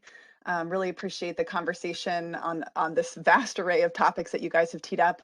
My question is really a pretty different tact, and we're wondering, for customers that are adopting things like solar or storage, or they're electrifying their homes or EVs, there may be grid upgrades that will be required. And I agree that's not in every case. There'll be cases where we actually avoid them. I appreciate Lorenzo Christoph's comment earlier on that. But there will be places where, as we forecast out what may happen with DR adoption and also with things like AC adoption in places that were formerly cooler and didn't need AC, there'll be new strains on the grid. And we may find that customers who are doing things like electrifying their homes in line with state climate goals, in some cases may run up against issues with the grid itself not having the capacity or needing some local improvements.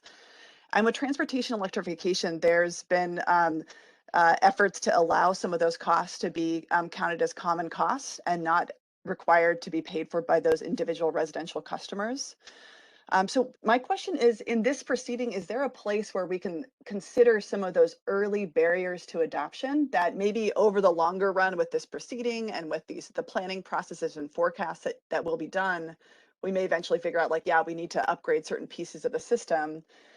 Whereas in the meantime, the next 5 years, you may have customers that are, whatever the line extension allowance, or in this case, Rule 15 or 16, that would apply to cover some of those costs, they realize, there may be a $10,000 additional cost needed by that residential customer to pay, just to be able to do some of the basic things we're assuming many customers in the state will do. So just, is there an opportunity in this proceeding anywhere for thinking about some of those near-term issues, and what might that look like? Or is there another place at the commission where you all are thinking that issues like that will be addressed? And I think this is right on target, your comment, and we are considering what near-term activities could occur to potentially look at strategic investments to enable electrification in the near term. Certainly, I point you to SCE's comments for one, but there are others that are looking at what could be done in the near term. So thank you very much.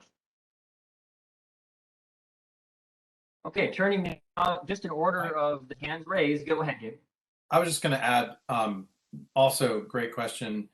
And I do think that the transportation grid impact, or transportation electrification grid impact studies will also provide a lot of findings and insights on some of the questions you're raising. It may not offer you necessarily the policy solution that may come in other proceedings, but it will offer insights and analysis that could inform those policy decisions.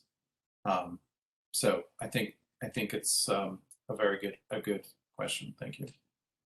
Hey, this is Keisha from EDI. I just want to add, the interconnection team just sent us a note saying that the interconnection proceeding will be looking at cost shifts for distribution upgrades.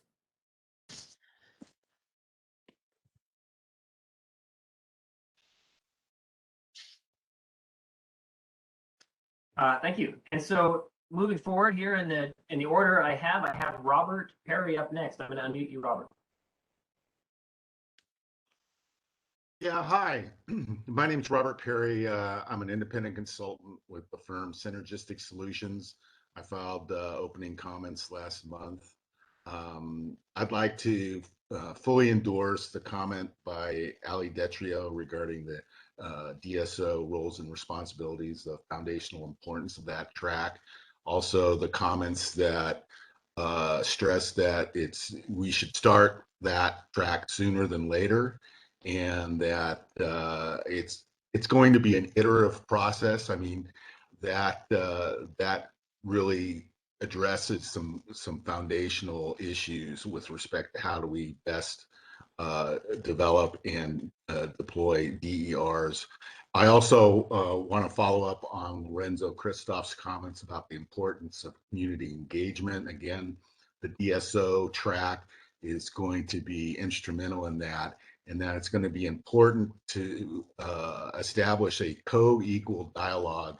I think in the initial questions that were asked, the word consult was used with respect to communities, and that to me kind of assigns a subordinate position to communities with respect to DER development. I think the reverse is true. Strategic development of locating DERs that maximize use and minimize infrastructure requirements is going to be critical. You know, I think the deferral framework, the distribution investment deferral framework is kind of somewhat backward looking.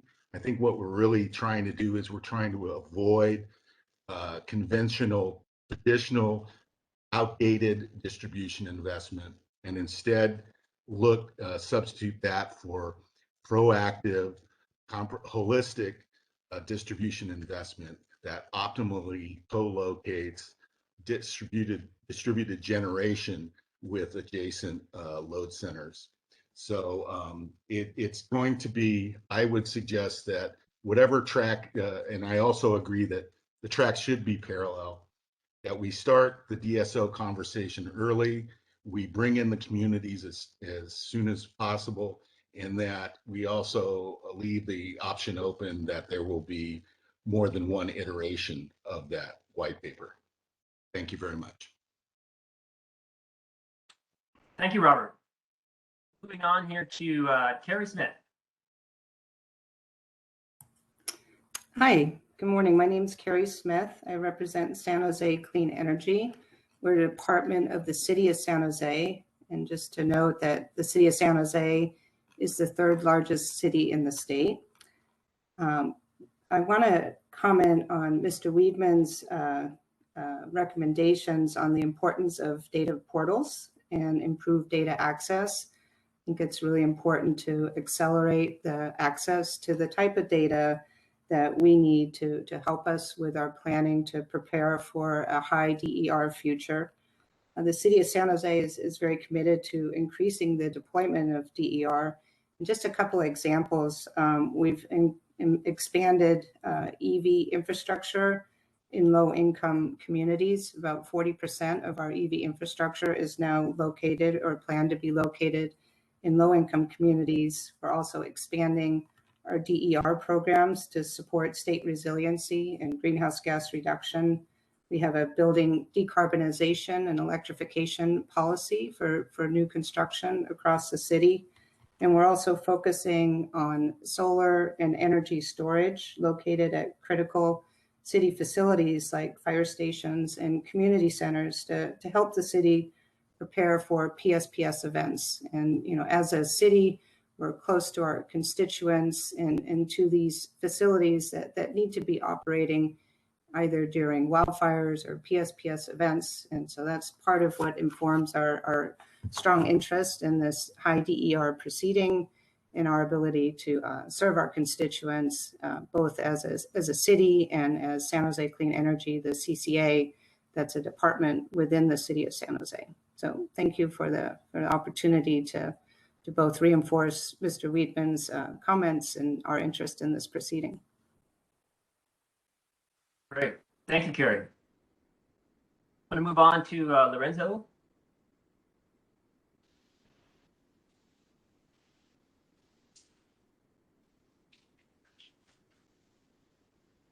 Okay, thank you. I'm responding to your earlier invitation, but also picking up on some of the comments others have made. So you showed me when I first commented compromise Schedule A, and looking at it more carefully now, the first thing is I would not like to see the DSO track deferred. I think earlier, and in fact on one of the earlier revised schedule versions, you had I think it was revised schedule number 2, which was uh, which looks like an adoption of what we had proposed, I and the Climate Center had proposed in our opening comments to really accelerate the proposed decision and to accelerate the process we had a 4-step process we laid out. So I really do prefer that timing for the DSO track. Secondly, I want to uh, affirm what several others have said about the importance of data, data portals, data access, and so on. And this goes back to my earlier comment that we shouldn't assume that electrification always means more demands on the grid. We should create a process where local governments, community-based organizations, local agencies like CCAs, et cetera, tribes, can meet their electrification initiatives with local DERs and in a sense not create major demands on the grid. Not that that's always the answer, but that it should have equal opportunity to be adopted, which means getting the barriers out of the way. So as I look at your track 1 on the compromise Schedule A, what I don't see there is bringing the local entities like City of San Jose, who just spoke, into the conversation, local community organizations into the conversation, and start to think about how do we plan alternatives to simply building more grid to supply electrification and actually get the value of distributed resources in this way of matching local supply resources, storage resources, flexible demand resources to be able to meet the demand that arises from electrification.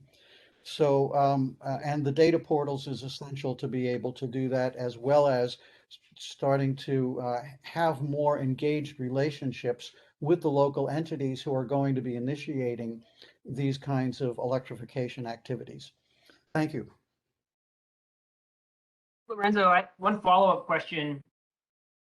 I think of engaging the number of communities in the state sufficiently to respond to opening comments and to, I think, complete the robust study you're suggesting.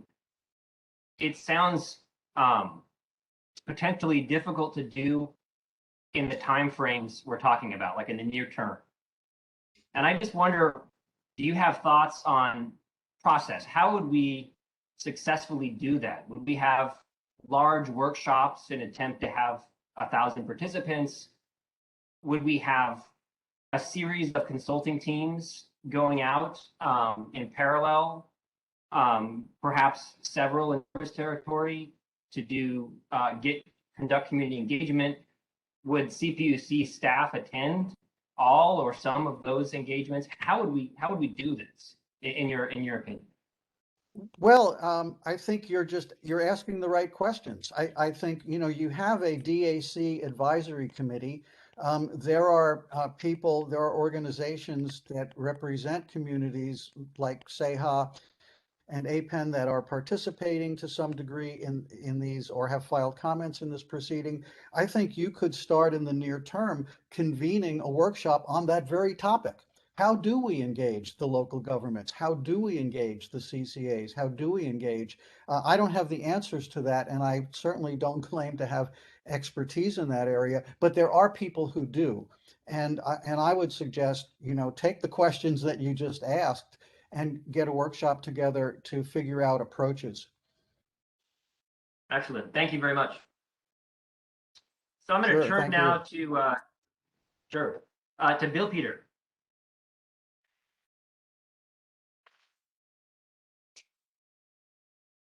Okay, thanks, Rob.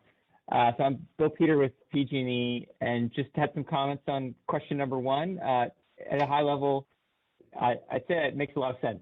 I think these issues to prioritize really resonate with us, particularly A and B, getting ready for electrification. We kind of mentioned that earlier. The data sharing between the agencies, F. How do we better integrate DERs into the DPP itself? C makes a lot of sense, as well as continuing our progress on the portal and the ICA. With E, I think having smart inverter operationalization probably makes sense to kind of move more first, because we've had a lot of discussions about how grid modernization, let the framework kind of get established a little bit further first before looking at revisiting it. So I would agree that kind of prioritizing that first. The one item I did want to raise for consideration is on the DSO side. To the extent that maybe there's a way to kind of keep that moving in a more near-term horizon, is to focus it a little bit more on like what are the current capabilities to operate DERs out there, and what kind of functionalities could be implemented in the near term. And the reason I suggest that it might be worth tackling earlier is because then that could be used to inform some of these other processes. Conversely, if we have a look at DSO from a more abstract perspective at the end, it might be hard to utilize that in some of this other work that you're doing at the same time. How does that influence the DPP process? But if it's a little more practical focus, that might be a way to bring it up earlier and have it inform some of these other tracks. So that's just one suggestion as a potential compromise. Thanks. Bill, before you go, I wanted to point you to this revised schedule number 3. This draws heavily from PG&E's comments, and you can see moving the data portals review up, keeping the DSO study where it was, having a working group process for topics and sessions as described by PG&E, and a working group report as opposed to a technical report from our consultant. And in addition, PG&E talked about having multiple proposals instead of just a single staff proposal, but having parties propose their own. And finally, you can say I added a track 4 as suggested by PG&E. Regarding your comments on what is possible, what are the capabilities out there now and to inform other processes in this proceeding, I point you to the smart inverter working group. I think of that one as looking at smart inverter operationalization, potentially adding in DERMS as well. Do you see that particular track as being really important in terms of determining what's possible with the DSO? And anyway, what are your thoughts? Yeah, I think that bringing that in, into here to inform these, that smart inverter working group work, kind of using that as a basis makes sense. But also just, how the grid operations are working too. So that would be the part that I would say, that is in addition to that. And the current capabilities of how the grid is operated, how DRs are used, what are aggregator, what's the communications, cybersecurity protocols currently for. So that way it's a little bit more focused on the practical nature of it, of the operations of the DERs is my suggestion. And that way it can inform as we go through these other tracks, how to use them. But otherwise, this slide, I think, represents pretty well what we were thinking, except for maybe track 1, we were envisioning maybe some nearer term, more practical focused work than shown here, where it's more of a longer, but otherwise I think this does represent PG&E's view. So thanks for covering that. Great. Thank you, Bill. It is 11 o'clock. I think we should take a quick break and come back to this same discussion. We have a few hands raised, and then move on to the remaining few. And hopefully we can finish on schedule and then move on to the CEC. So unless there are other suggestions from my co-hosts, I suggest a 5-minute break.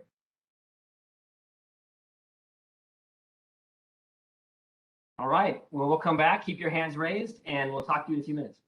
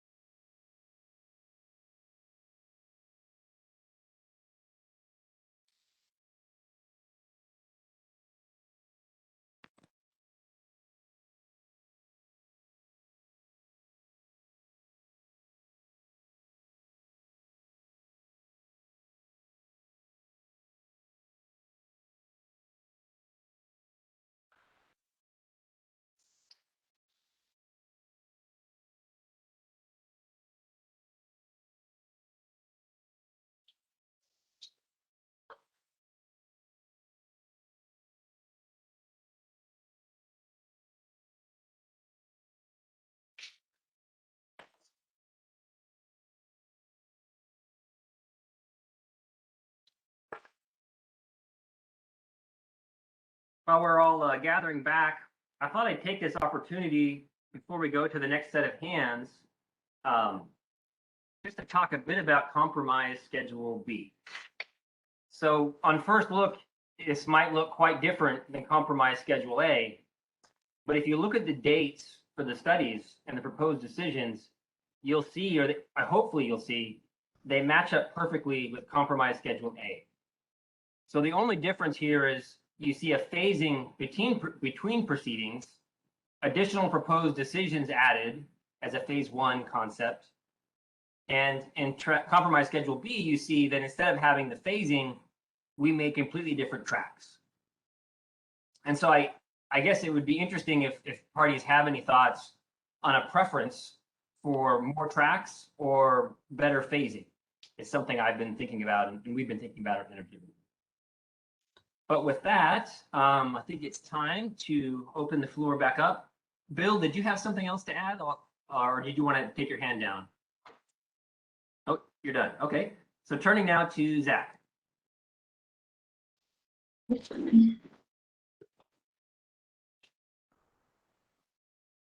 There we go. Zach? Hi, can you hear me okay? Yes. Great. I do have a comment related to a discussion question 1E. For those, I should say I'm Zach Wigan from the Vehicle Grid Integration Council, or the VGIC. For those familiar with the CEC's AB 21-27 Charging Infrastructure Report, California is sort of behind the curve with respect to EV adoption and charger deployment against the state goals. And this was also recognized in the OIR. The state needs to be ramping deployment. We're going to need, I believe it's 62,000 chargers to meet the 1.5 million EVs by 2025 and 1.5 million chargers to meet 8 million EVs by 2030. And so that's sort of the backdrop in which we're looking at EV deployment and VGI. And so for discussion 1E, we just want to state, we're generally supportive of smart inverter operationalization. However, there's some concern that requiring certain smart inverter operationalization features and sort of activities may actually hamper the use of EVs as DERs and potentially sort of vehicle to grid applications.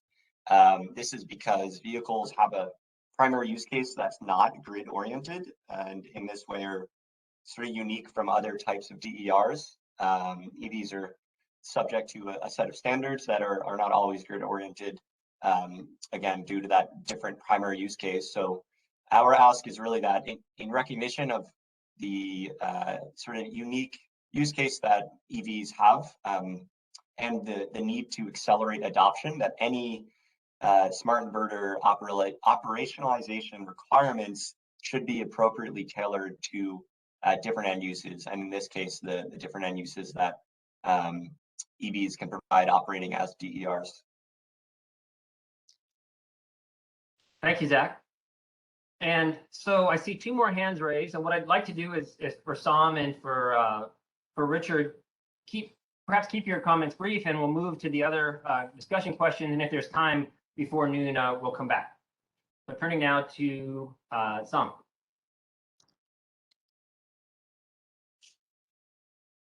Great, thank you. Sam White, representing 350 Bay Area in this proceeding. And I want to note and build upon the following comment, actually, that we will be seeing huge growth in DER. And EVs and flexible loads are probably the largest component of that, certainly a very large component.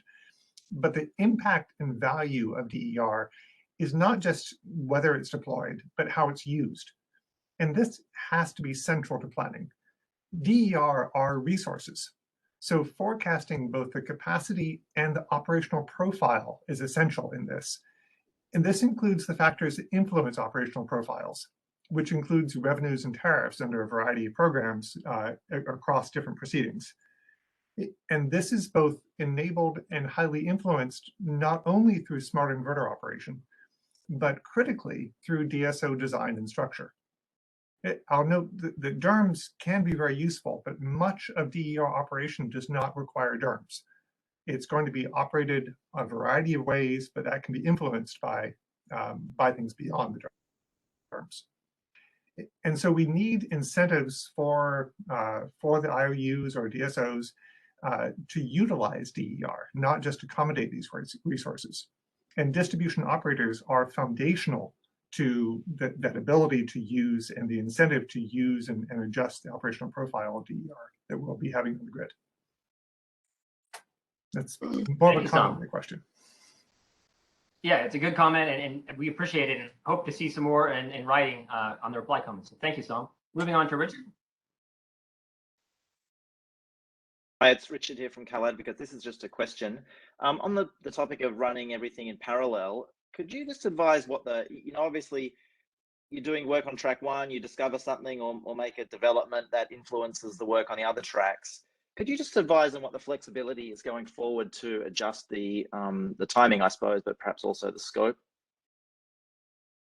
That's a good question, Richard. I don't know. I think that's going to be one that goes to the administrative law judges. Just in my experience on proceedings, generally, I think adjustments can be made, and that comes up based on what we discovered during the process. But I'll turn it over to Judge Himes.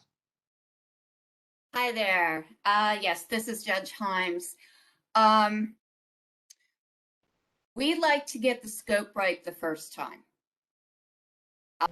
We also like to avoid what I refer to as scope creep. Those of you who are in the interconnection rulemaking know that we have come up against scope creep, and we are trying to avoid that. So that being said, if something would occur, be it legislation or, well, let's just say legislation that would require us to expand the scope, then we certainly would do that. But when we establish the scope in the scoping memo, that is supposed to be the scope for those 3 years for this, in the case of this proceeding. So I would encourage all of you to think very broadly to make sure that we have the correct scope. Thank you. Thank you, Judge Himes. And I know I was going to move to the next questions, but I see a hand raised from Delphine. If it's brief, Delphine, I'm going to go ahead and unmute you.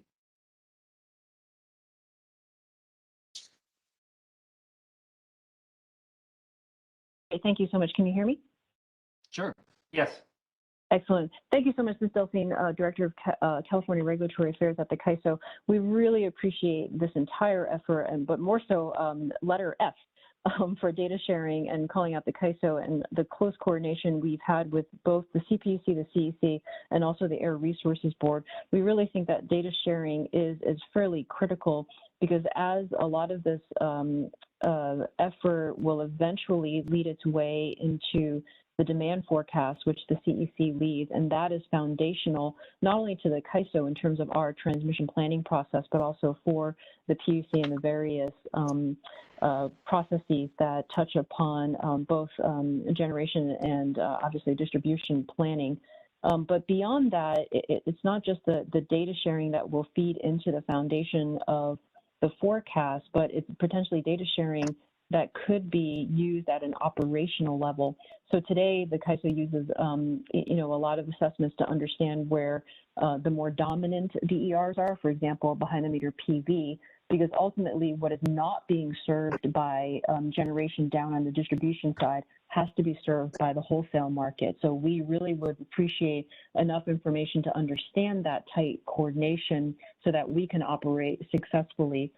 Otherwise, there's a sort of additional cost and burden to carry more, reserves or capacity on the wholesale side in case something doesn't occur on the distribution side. And we would much more prefer better coordination and integration so that we all understand where those needs are. So we appreciate the call out and definitely support that as a near-term issue, but wanted to maybe even expand that a little bit just beyond the data sharing, but how to even operationalize that. So thank you so much.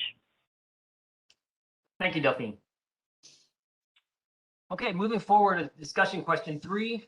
This came up briefly already, so I'll just go ahead and read it. Before adding new community engagement requirements to utility DPPs, should a needs assessment be conducted to understand what communities want and need from the distribution planning processes? If so, how should the needs assessment be conducted?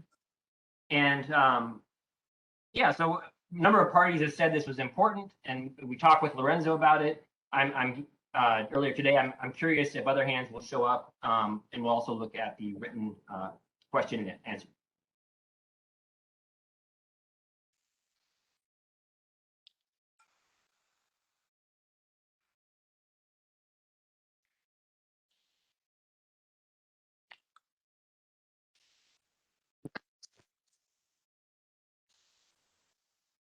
Ben, I'm going to unmute you here. Great, thank you. Ben Schwartz from the Clean Coalition here. Yeah, I think a needs assessment is quite important, especially as state needs and community needs are kind of differing. I would argue that particularly resilience is critical for different communities, and those communities should be able to have a say in the planning process, which includes or should include future grid planning and upgrades to potentially value resilience and protect certain aspects of a community. Thank you. Thank you, Ben. Other thoughts? Huge topic area. Hoping to see some more hands come up. Robert Perry, going to unmute you. Yeah, hi. I've already spoken, at length in my prior comment, but I would just suggest that perhaps what we could do is, instead of framing it as a needs assessment, let's look at it as an opportunities assessment. DERs present an opportunity for the community to develop energy resilience, and also, the economic co-benefits that accrue with that. So that's just, think of that framing, and as opposed to trying to figure out what their needs are, let's also look at opportunities. Thank you. So Robert, does that mean an educational component too, where we're educating communities about these opportunities at the same time to get better input about what distribution planning inputs they need, how they need to engage in distribution planning to realize those opportunities? Absolutely. I think that's going to be a very important element. I personally think that when a community looks to develop community resilience, schools should be the first in line. I think those are types of sites that offer a number of co-benefits in addition to just energy resilience. It's a place where the community gathers. It's a place where you can develop and educate young people into a skilled workforce. And they are in emergencies. They are used as staging areas and emergency facilities. So that would be an element. But we definitely need to build awareness within the community as to not only how it can help address our needs, but how it can bring communities energy independence and economic prosperity. Great. Thank you, Robert. Turning now to Eli. Hi, thanks, Rob. This is Eli Asher from Southern California Edison. Totally agree with the way the question is posed and the response we heard earlier this morning from Lorenzo, as well as what we just heard from Ben from Clean Coalition. I think SCE absolutely supports the need for a needs assessment. I think it's important to understand that, at least I don't think the folks who are on the line today, or the folks that I've heard speak, are directly, representatives of the local communities. And as much as I like to think I'm an expert on many things, I'm not an expert on what those community needs, and I don't think what those communities need. And I don't know that we have all the proper folks on the line here. And I think it's absolutely imperative to hear directly from the communities. Agreed with Lorenzo that I unfortunately don't have a ton of expertise in how we can obtain the perspective from the communities, but certainly agreed that before going and just determining what we think they need and implementing that, we first need to hear directly from them on what it is they need. Some just initial thoughts, because the second piece of your question tees up how to assess that. Just SCE's very high level initial thoughts. workshops are certainly a possibility. We always advocate for leveraging current forums. As what Lorenzo said, just like many of us, local communities tend to have bandwidth issues and just don't have the proper time or the proper folks to address some of these questions. So perhaps a more convenient route is utilizing surveys, as suggested by the question here. That can be a pretty light touch matter or method of gathering feedback from communities. Just a thought, but regardless, I think the fact that Energy Division has teed up the concept of a needs assessment is absolutely correct, and we're happy to see that as part of the question. Thank you. Thank you, Eli. I'm going to move forward. I'm trying to put a hard stop on this discussion question for 1125. See if we can get through. I see 2 more hands. I do want to hope. I just want to say I hope that reply comments really get into the process of pulling this off. I think the scope is potentially enormous, and I just want to know what thoughts are on how we can do this effectively so that it's done in time to inform the proceeding. Turn now to Joseph.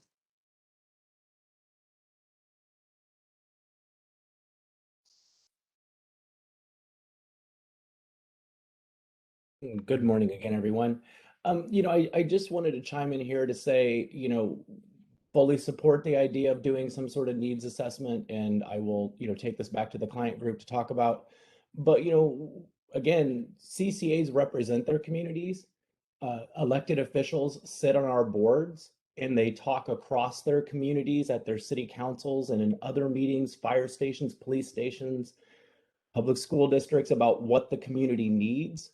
And so I think one way to think about how do we engage the community is how do we engage the CCAs, and not think about them as DA light or some sort of, energy provider only, because we're not, right? I mean, we are doing reliability programs right now. We are doing other programs like Carrie talked about.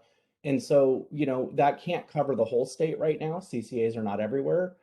But if you think about engaging with CCAs more as partners in assessing community needs, you can cover really large portions of the state with a group of entities, that are public agencies and really do try to reflect very hard, and I think do a good job doing that, about what their communities need as it relates to energy, right? What are the community priorities for energy policy? And so just want to put that out there that, we're going to be involved in this docket, and certainly we'll give this question more thought. We're not the be all and end all of the comment or, sort of who we should be assessing, but we are here. Thank you, Joseph. And moving on to Danielle. Hi, thank you. I'm with SDG&E, Danielle Weissman, and I just want to echo what Eli said, as well as the gentleman before me. When we look at community engagement, I think one thing that we certainly want to caution is not simply sort of a check the box compliance item that may not really comport with specific unique community needs, but really understanding that all communities have differing needs. There's a wide gamut across the state, but also within each IOU's service territory. So we don't want to presume that sort of the level of interest and engagement or the specific needs of communities throughout a service territory are all alike. And so the ways in which we communicate with our local communities need to reflect that in a way that can be sort of customized and tailor fit, but also understanding at least one issue that we experience is sort of a level of workshop and working group fatigue with our local governments and tribes.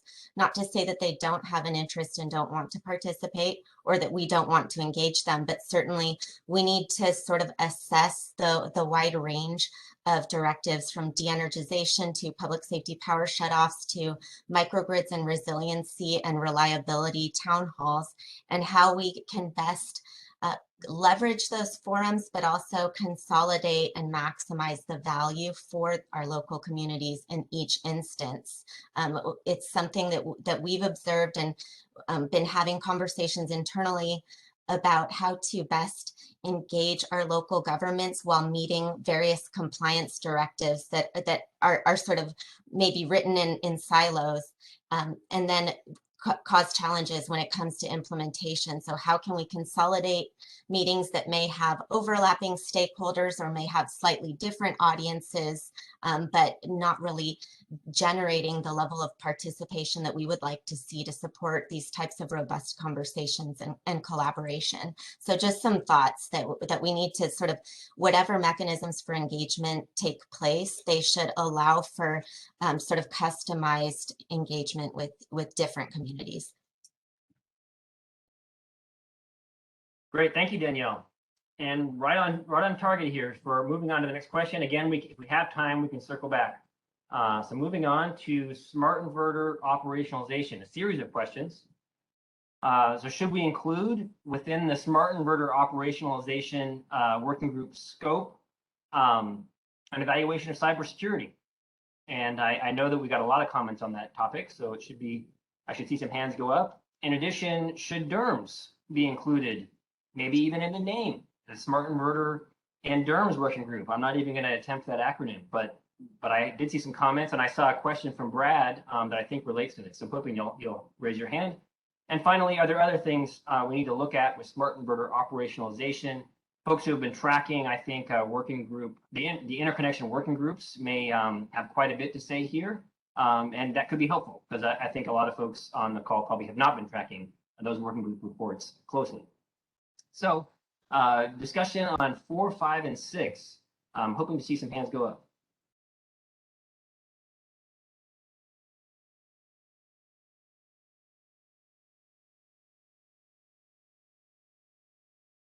All right, Brad, I'm going to go ahead and unmute you. Thank you.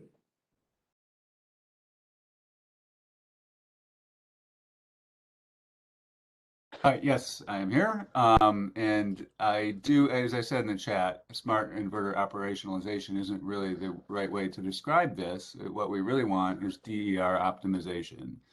And CALSA made this comment in the R21 proceeding where the smart inverter operationalization working group was proposed, that it should really be called the grid modernization working group, because that's what we're talking about, is how to better integrate DERs into the grid and grid management. And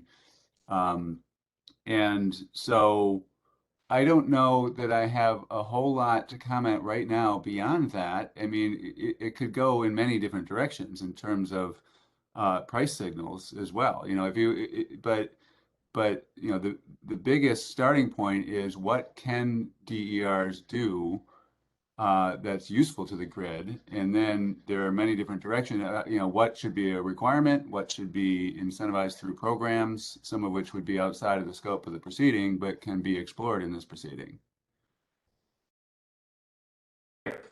Thank you, Brad. Thank you very much. Moving on to Roger.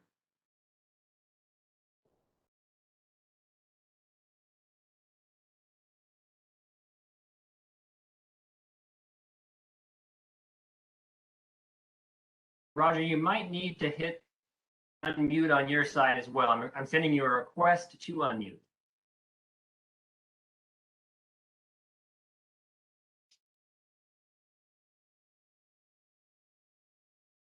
I'm in trouble there. I'm going to move on to Danielle, and I'll come back to you, Roger.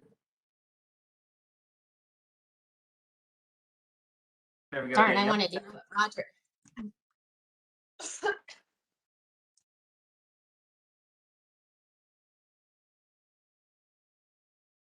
There we are. Can you hear Danielle, me? I think you're. Yes, now we can. Yep. Darn, I wanted to hear what Roger had to say. So the only, oh, it's always good. The one thing I would sort of note for this is that when we discuss this item in Rule 21 Working Group for the IOUs and stakeholders, it's sort of centered on this idea of identifying use cases for smart inverter operationalization and then focusing discussions around that. And I think that helps to contextualize the different types of scenarios in which a smart inverter could be leveraged to provide services to the grid, as opposed to focusing so much on specific IOU DERMS. While that is certainly relevant to the conversation because the IOUs all have very different stages. But if focusing around use cases can help support sort of a more cohesive conversation across all 3 IOUs with stakeholders. Thank you. And Roger, I'm going to try. I saw you unmute and remute. I'm going to send you another request to unmute. See, there we go, Roger. I think we got you. Hi. Thank you. Thanks, everybody. Yeah. Yeah. On the first topic, I mean, I think it's absolutely important to address the cybersecurity questions. I mean, we've been trying to address that topic in Rule 21 for several months now, and ultimately, if these DERs are going to be incorporated into the planning process, they need to have an acceptable level of cybersecurity requirements that integrate the operation of DERs, because you cannot rely on these DERs if they are not cyber secure. So as they are implemented into the distribution planning process, and we start counting in the operation of those DERs, then they need to be cyber secure. So I think for number 4, there needs to be this working group or another working group needs to take on what are going to be the cybersecurity requirements that are needed for these DERs, prior to being implemented into the planning process. As far as number 5, I mean, I think that's more of a question that would be done as part of the Smart Inverter working group topics, as to looking at the use cases and figuring out how each use case will be implemented, whether it's through DERM or something else. So I think, I'm not sure here that on question 5 whether it is necessary to strictly say you need to focus on DERMs. That may be one way to deploy a particular use case within the set of use cases that are developed in the working group. But I think that would instead be identified as part of the working group itself, whether a particular use case you need DERMs to be able to make that happen. Then that would be identified there. But I don't think it's appropriate here to say that we need to have DERMs here when we don't even know what the use cases are. So I got you. Yeah, just a couple of comments on that. Thank you. All right, moving on to Richard. Hi, it's Richard here. Just to comment on the 5th question. We do consider that operationalization means that smart inverters are able to be used by grid operators to manage the grid. We think that without the functionality on the IOU side, that's not possible. So we would support the potential for DERMs to be included within the SIO-WG. I take the point from Roger that use cases are also important and they should be investigated. On the naming, maybe it is a grid modernization working group, as I think Brad suggested. Maybe that's a better name. Great, thank you very much. And back to you, Danielle. Sorry, I need to gather my thoughts better. So piggybacking on what Roger was saying, cybersecurity is certainly an important component, especially as we look at sort of large swaths of inverters from particular manufacturers, sort of taking a high amount of aggregate capacity that could be tripped off should there be a breach of cybersecurity. So it's certainly something that the IOUs have discussed with the Smart Inverter Working Group. One challenge has been that there hasn't really been a clearly established regulatory venue or pathway to resolving that issue, other than an ordering paragraph in Resolution E5000.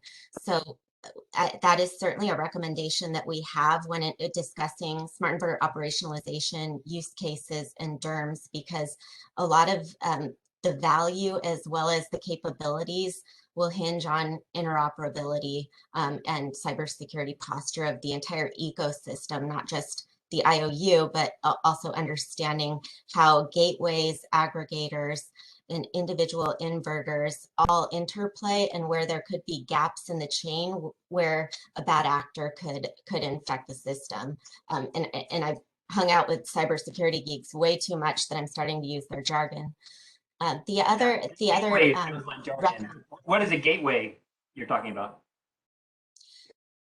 So it's basically the system that will enable communications between a DER provider and the IOU. So if you think of it like a map where the IOU may communicate directly to the inverter, they may talk to my solar PV, but I may choose to communicate to the IOU through an aggregator or an energy management system or some other vendor, and that vendor then communicates to the IOU. And Resolution E5000 established that is sort of the different pathways that could exist. So, as we look at a more robust market of different participants, not just end user and IOU, but also these other providers in the system, how do we sort of as a community manage cybersecurity in a way that maintains grid stability, reliability, safety, all of these things? It's sort of, when we've had these discussions with the Smart Inverter Working Group, I think stakeholders across the board seem to recognize that it has to be a community sort of approach, an entire ecosystem approach. There's just differences of opinion regarding the level of requirements beyond the IOU system. Great, thank you, Danielle. A few more hands raised. I also see a comment from John Holmes that might warrant raising your hand to discuss that further. I'm going to move on to Sky. And in addition, I think we want to stop firmly just after 11:40, maybe 11:42. I'm not sure how much we'll have to discuss on number 7, but it could take the rest of the time. So moving on to Sky. Thank you. Hi, everyone. Again, this is Sky Stanfield on behalf of the Interstate Renewable Energy Council. I wanted to sort of ask a question, maybe a question and a comment. So I think, IREC broadly supports working on smart inverter. I'm just going to call it ops rather than stumble over the word. But I think that as we think about the scope and what the ultimate outcome of that would be, we also need to think about that actually enabling the functionality is one thing, but separately you have to figure out what I'm going to broadly call the rates question associated with that. So if we're going to be using smart inverters alone or obviously with DERMS or some sort of utility communication and control that interacts with them, that's going to have impacts on how DERs operate. And if we want to fully deploy smart inverters and that capability to, manage their performance through them, we need to think more and have a clear track to think about how that impacts the sort of the revenue streams for DERs. And that's where it relates to rates. When I look at this conversation that's happening in other states, for example, and I'll use operational flexibility, which was highlighted here as a potential use. What we're talking about there is potentially, turning on or off DERs, which I think is a legitimate capability, but it obviously has, if you want to build a DER and propose and interconnect it, you need clear visibility into what the potential economic impacts are of that. So that's a long way of saying we should move ahead with operationalization or whatever you say that word. But we probably should concurrently consider, once we have all those capabilities up, how do you actually provide enough clear visibility for the DER owner or operator so that they can plan for the functionality of their system and the economics around that? Thank you. Thank you, Guy. It's funny, for some reason, operationalization just rolls off my tongue. There are some words that just do not. I don't know what that is. That is a tough one. Turning to Brad.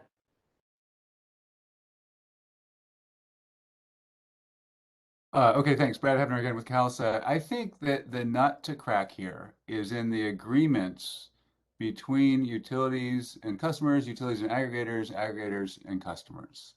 That we, the DER community, want to be used and useful, but we recognize there need to be obligations and it needs to be trusted. And if the DER, if the grid operators are going to really count on DER operation in their planning, there need to be agreements in place, and writing those agreements will be tricky. I think that's an important piece of the work of this proceeding. We talked about aggregator agreements in the Rule 21 proceeding and then kind of kicked it down the road because it was recognized that we didn't need aggregator agreements to demonstrate capabilities of DERs. But to verify the operations that we're going to be there doing the things we say we're going to do, there do need to be agreements. And I think considerable time will need to be spent on that question. The technical capability, we always put our minds to technical capabilities, the DERMS, the smart inverters, cybersecurity, and those should certainly not be excluded, but I don't think that they're the focus because they've largely been developed elsewhere. We should talk about the relationships and the agreements. Thank you. Brad, this just in from our energy division team, and you may have an opinion on this or others might. I think it's important. So to what extent do you know, and others can raise their hands on this, if secure communications are already built in to the communications protocols used between smart inverters and IOU servers? I assume that means DERMS for the IOU servers instead. Do we really need to do a deep dive on cybersecurity, or is this something that's easily addressed with existing standards and existing built-in protocols? Well, I would say both. We need to be very careful because it's extremely important, but also it's not necessarily that hard. A lot of the basic, three-factor, two-factor authentication, that stuff, most of the leading inverter manufacturers already do that stuff. So we need to verify it. We need to make sure everyone does it. We need to think about it a little bit more, but it's not insurmountable. Great, thank you, Brad. I'm going to skip to, we have Danielle and Roger. And Danielle, if you would like Roger to go, let me know. I'm worried I'll I'll forget my. Can't respond, Danielle. I just meant Roger, if you'd like to work with Roger, I could unmute you both possibly. Let me know. Nope. Sorry, I lost you. I didn't mean to scare you off. I'm going to go to Roger. I'm not sure I handled that well. Go ahead, Roger. Yeah, I'll respectfully disagree with Brad there. There's a lot of work in the cybersecurity world that still needs to be addressed. We had plenty of discussions in Rule 21, and there really hasn't been, in my opinion, a concrete agreement as to what type of cybersecurity requirements are needed. Not saying that it doesn't exist, but there's quite a bit of disagreement as to how they should be implemented. And so it needs to be addressed here. I do agree with Brad that the non-technical areas need to be addressed. I think they're just as important, but it needs to be a combination. You need the technology, the capabilities, and the agreements, and all of them need to sort of be addressed. Otherwise, if you leave one out, then you will not end up with the capabilities that, or with the capabilities that we want. So no, there's a lot of work in cybersecurity. I respectfully disagree with Brad on that. I think there's quite a bit of work that needs to be done, and we just need to make sure that we tackle that here as well. Thank you. I'm moving on to Danielle, and I apologize again, Danielle, for how I handled that. Trying to unmute you. Thanks. No, I 100% agree with Roger, but following up on what Brad said, when we discussed this with the Smart Inverter Working Group, there was in DER community input that California should adopt a zero trust approach to cybersecurity. Today, cybersecurity standards don't exist, so there really isn't a pathway to say that box is checked. So it does need to be a conversation, and I think it's completely appropriate to include within this SIO working group. I'm not going to try and say the word.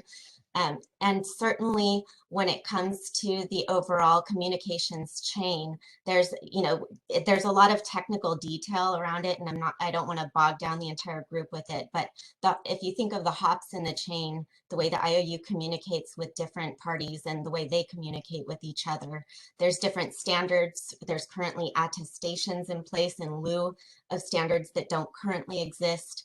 There's, the CEC maintaining certain lists about, approved inverters, but no real tracking of combinations of gateways and inverters and how different devices and channels interact with each other, and in order to provide information for this forum. So certainly, to the extent that we do talk about SIO in a working group forum, it should certainly include cybersecurity posture. I've gone on enough about that.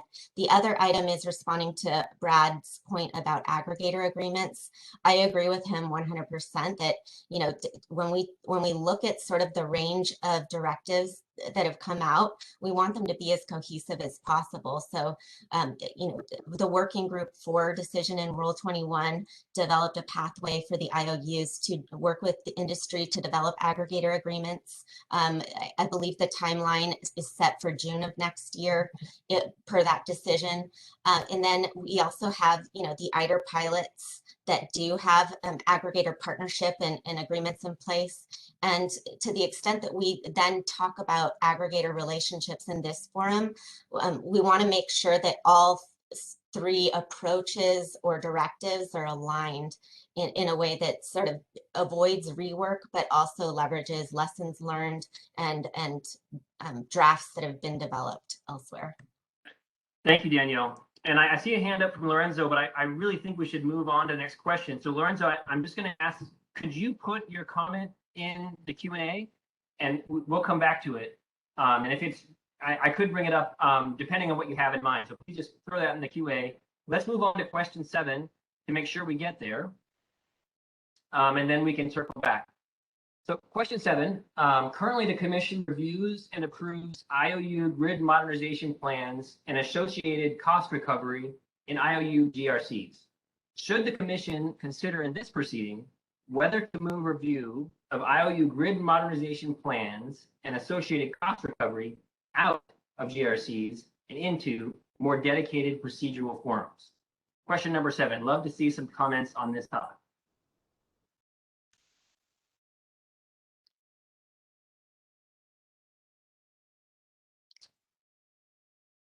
Robert Perry. Yeah, hi, this is Robert Perry again with Synergistic Solutions. I think to the extent that general rate cases contemplate rate basing costs over entire ratepayer bases with respect to DER infrastructure, I think absolutely it needs to move out of that and to be considered in connection with how that infrastructure is actually going to be used between the various DERs that, you know, where the energy flows from the DERs to the respective load centers. So we need to really take a hard look at, you know, what actually happens with DER energy once it's generated or stored, and how specifically does it serve adjacent load sources, and to try to the highest extent possible allocate rates that reflect actual use of that infrastructure. So I would say with respect to DER development, we need to apply a different model. Thanks. Thank you. Back to Danielle.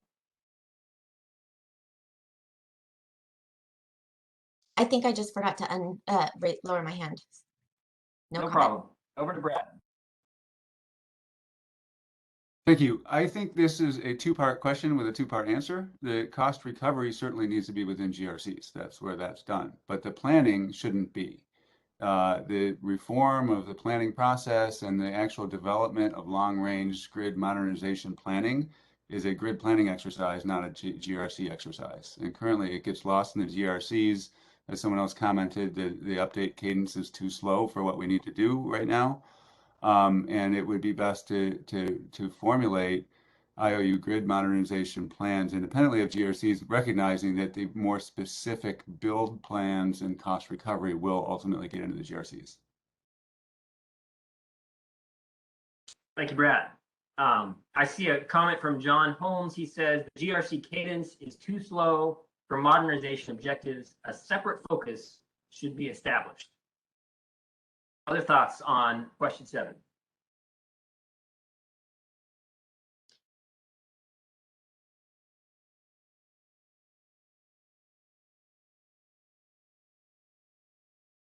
I'm going to read Sky's comment here. I do think that some of the policy choices being made about grid mod investments get lost when it is done purely in the GRCs. It is important for the Commission to recognize the barriers associated with participating in GRCs. I think it is very important to have a more clear policy discussion about proactive grid upgrades outside the GRCs.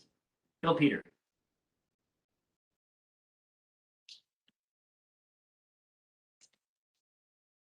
Thanks. Sorry. Yeah, this is Bill Peter with PG&E. Yeah, I think building off some prior comments that, I think the GRC is really where the investment decisions should still be made. I think it's important that, we consider those investment decisions in the context of all the investments that are going on. And so I think it's appropriate, and that's also where the rates are setting and stuff. So I think that at a fundamental level, that really to the extent that grid modernization is about investment, then it should stay there. I've also heard that, the point that if you're talking about like long-term planning aspects and things of that nature, that may be something that's more appropriate here. But in terms of like the specific, investment planning, our position is that it should stay in the GRC proceeding. Thank you, Bill. Brad, do you have, maybe I'll turn to Richard and come back to you, Brad. See, Richard, go ahead.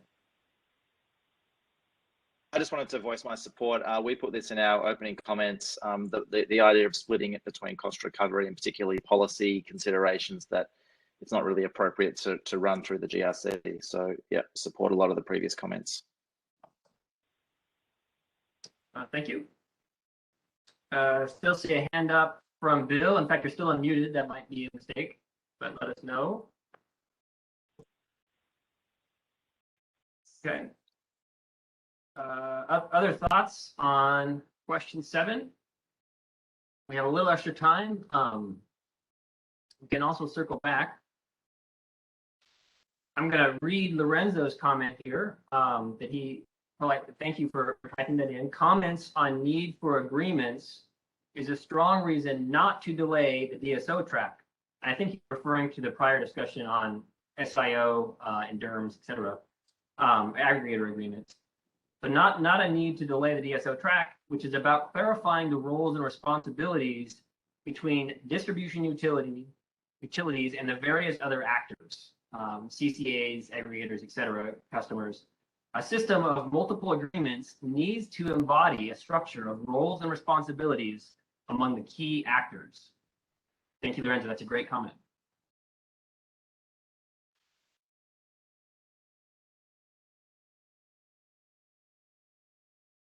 Go back here. We've got a break planned, but not until noon. We've got some time to circle back to any of the other topics or to stay on number 7.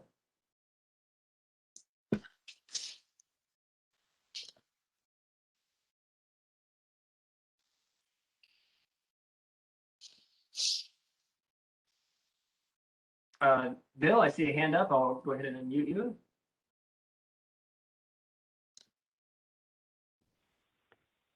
Thanks, Rob. I just wanted to make sure I understood what's really being discussed here in terms of like pulling out cost recovery. I think I've heard kind of 2 different things. One is where we're talking about like moving out kind of some of the discussion of the plans, and then like actually moving it out of the GRC. And I just wanted to make sure it was clear, from our perspective, moving that latter part out of the GRC is what we wouldn't agree with. But I also heard some people saying they agreed with that, but just wanted to make, I see there's 2 parts to this, review of, the plans and maybe the longer term visions. And then there's like whether or not you move out the cost recovery. And I think wanted to make it clear that PG&E doesn't think that would be appropriate, given that you have to consider it in the context of investment decisions. Maybe that was clear to everyone, but I just wanted to reiterate that point in case it wasn't. So thanks. No, I think you're right, Bill. There are 2 parts, and parties have said, public advocates, I don't want to speak for them, but in their opening comments, that they agree that I believe all aspects of grid modernization planning are removed from the GRCs, including ultimately approval of cost recovery. I think that's what they were getting at. Richard, correct me if I'm wrong.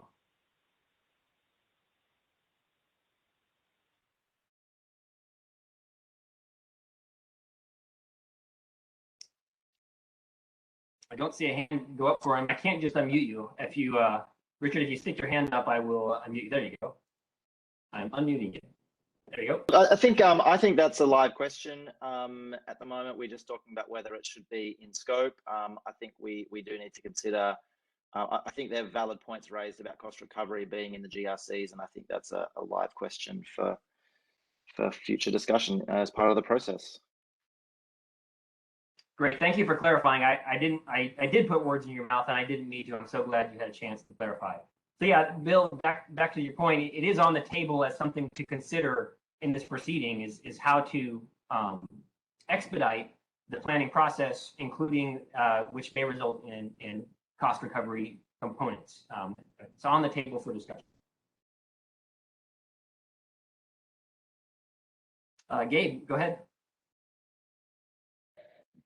Yeah, can we bring up question 6 for one revisit on one aspect? Sure. Actually, it's about question 4 in cybersecurity. And I think in the reply comments, we're really interested in people cluing into the way we worded this question. The key words were evaluation of existing cybersecurity standards. I don't think we're proposing to develop new standards in this proceeding, but to leverage existing ones. So we're looking for your comments on that in the written reply comments. Thanks.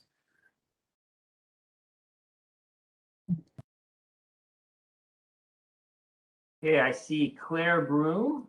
Go ahead and unmute you, Claire.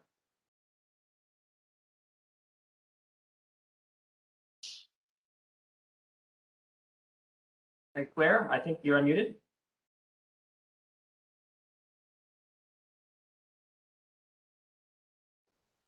We're not hearing you. There might be an audio issue. I'll come back to you a little later. David Earn, CEC, no, your hand went back down, so nothing to comment. Okay, back to Richard. I just didn't lower my hand. Okay. Trying you again, Claire Broom. There we go. I think you're on. Right. Doesn't sound like we're hearing you though. If you're not able to get through for some reason, Claire, feel free to put something in written form in the Q&A. How Sure about? what's happening. Oh, there you go. Yep. Okay.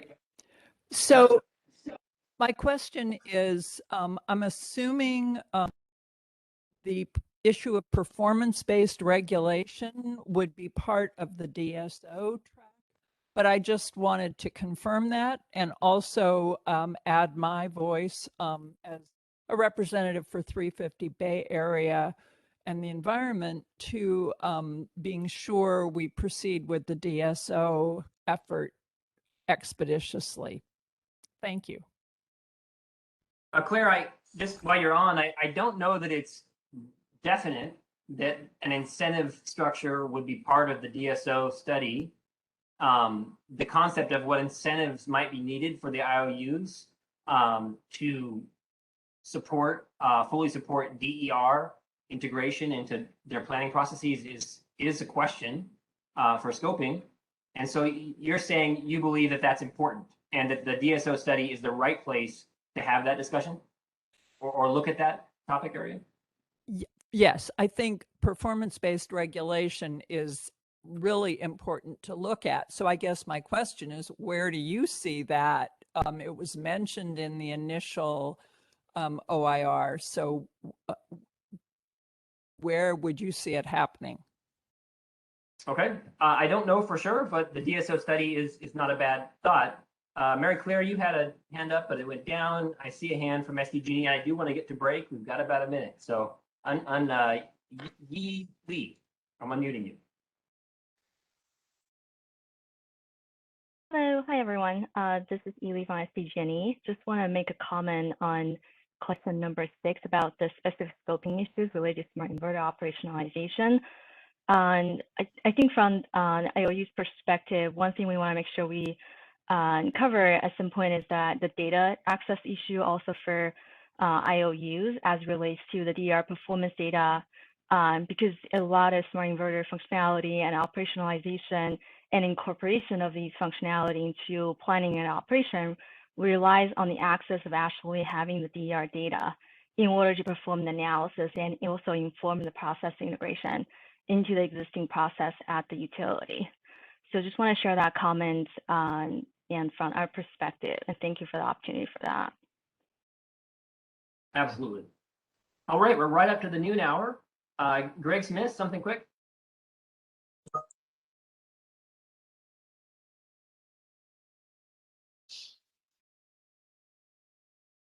Trying to unmute you, Greg. I think I'm sending you a request, but you're going to have to hit unmute yourself, I believe. There you go. This is also Greg Smith from SDG&E. You made our comment around data, but in terms of the cybersecurity, I think that, regardless of whether or not standards exist, we have to look at the process, because it's not simply just technical standards that are relevant. It's also the processes and supporting things that go around cybersecurity. And in terms of what I have seen in terms of the work, the standards exist, there are gaps, and so we at least have to identify those gaps to really get full value out of the assets. Thank you.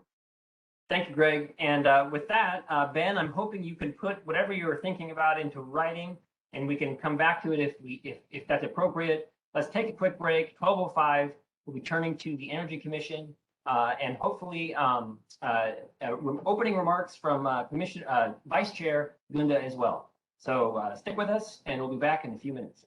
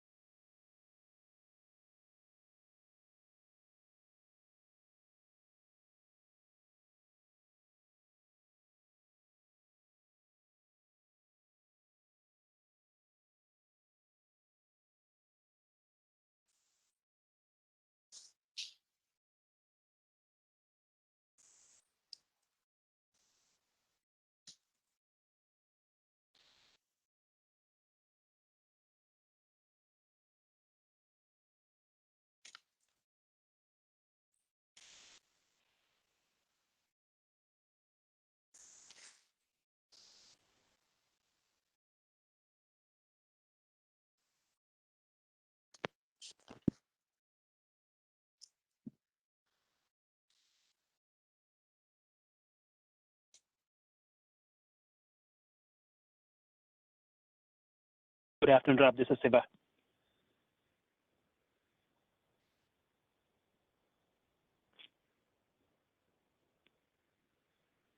Hello, Rob. Can you hear me?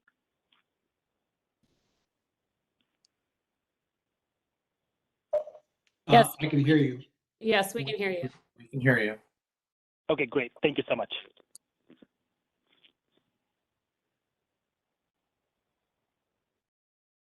As long as we're doing sound checks, this is Eric Lyon. Can you hear me okay? Yep, hear you clearly. Can you hear me all right? Yep, thank you.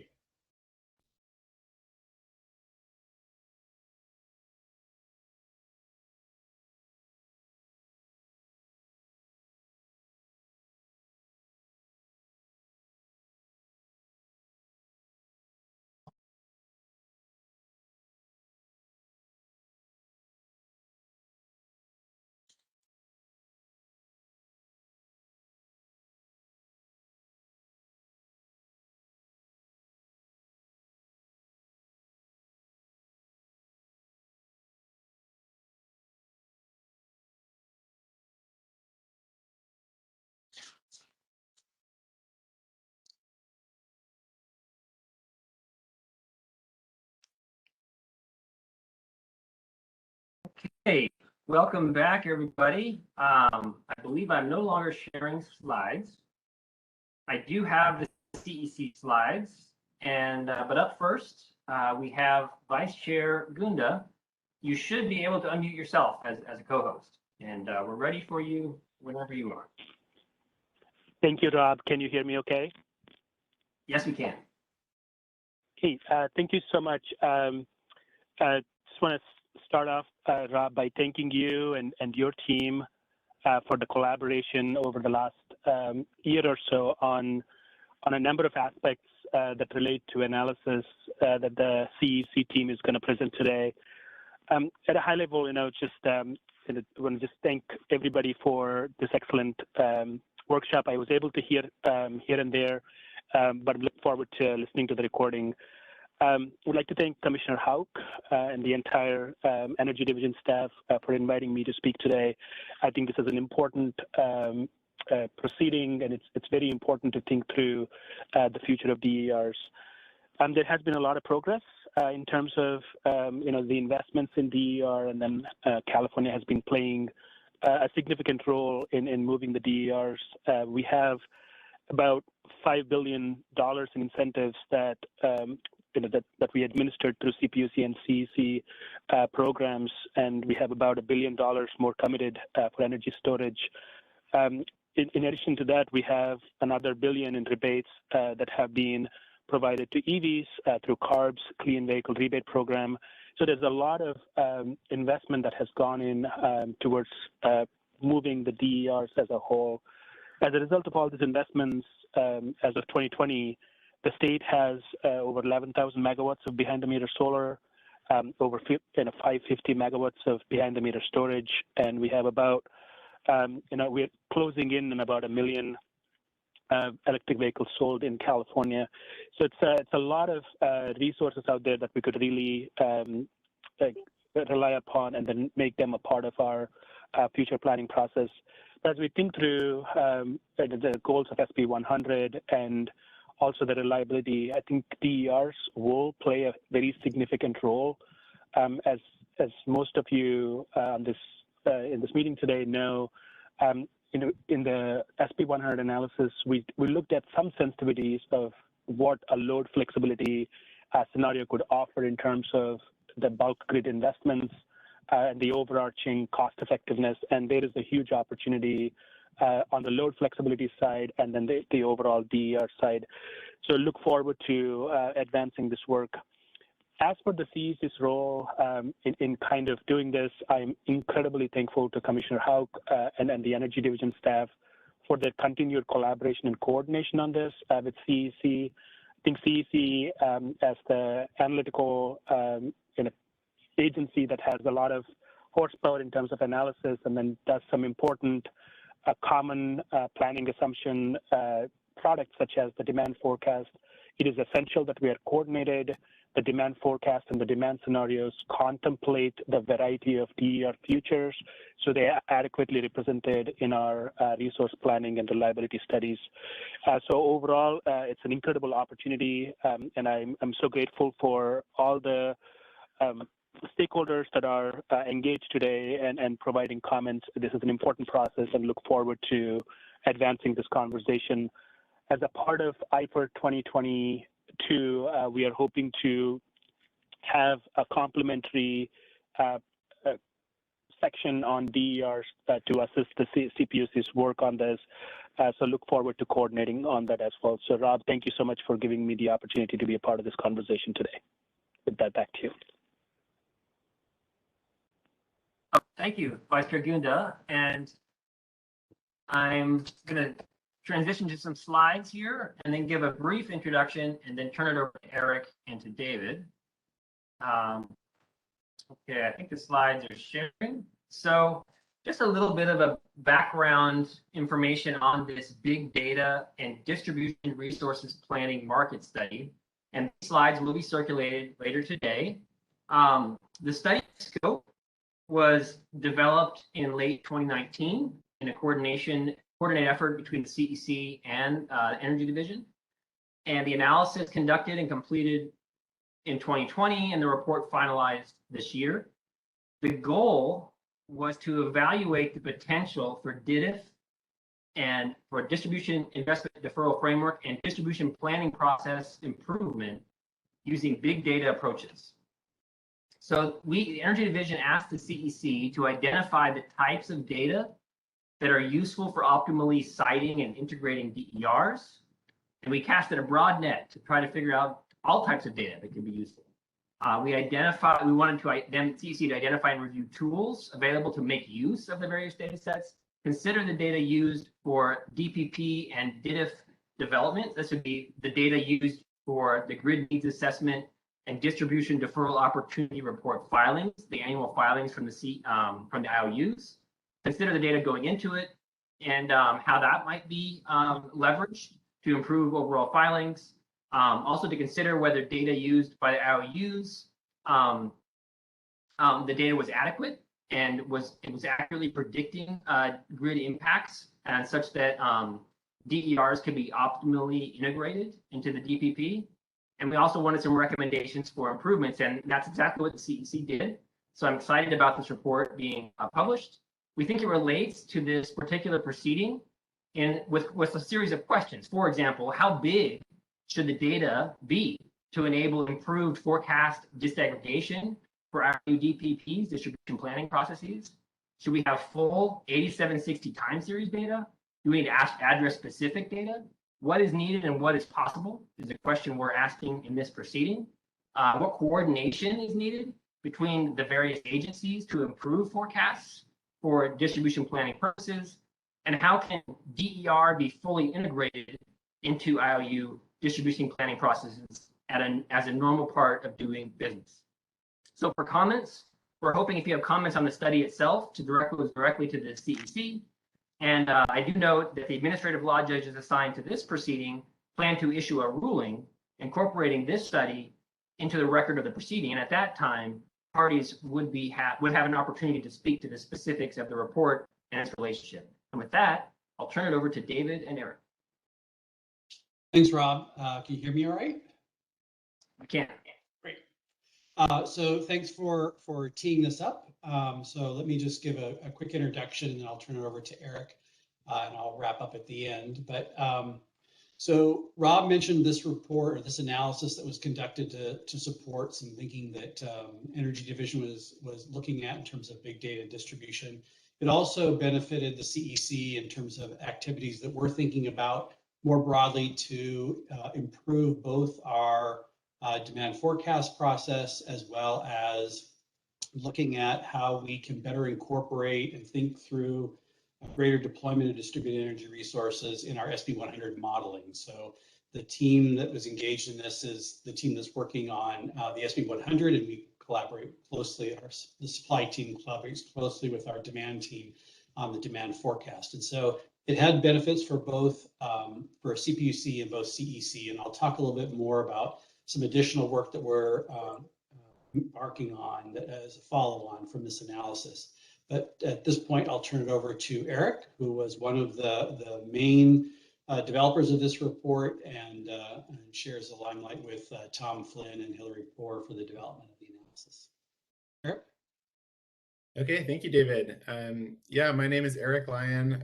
I'm the data science technical lead over here at the Energy Commission in the Energy Assessments Division. And you can go ahead and move to the next slide and we'll get started. Okay, so just a quick overview.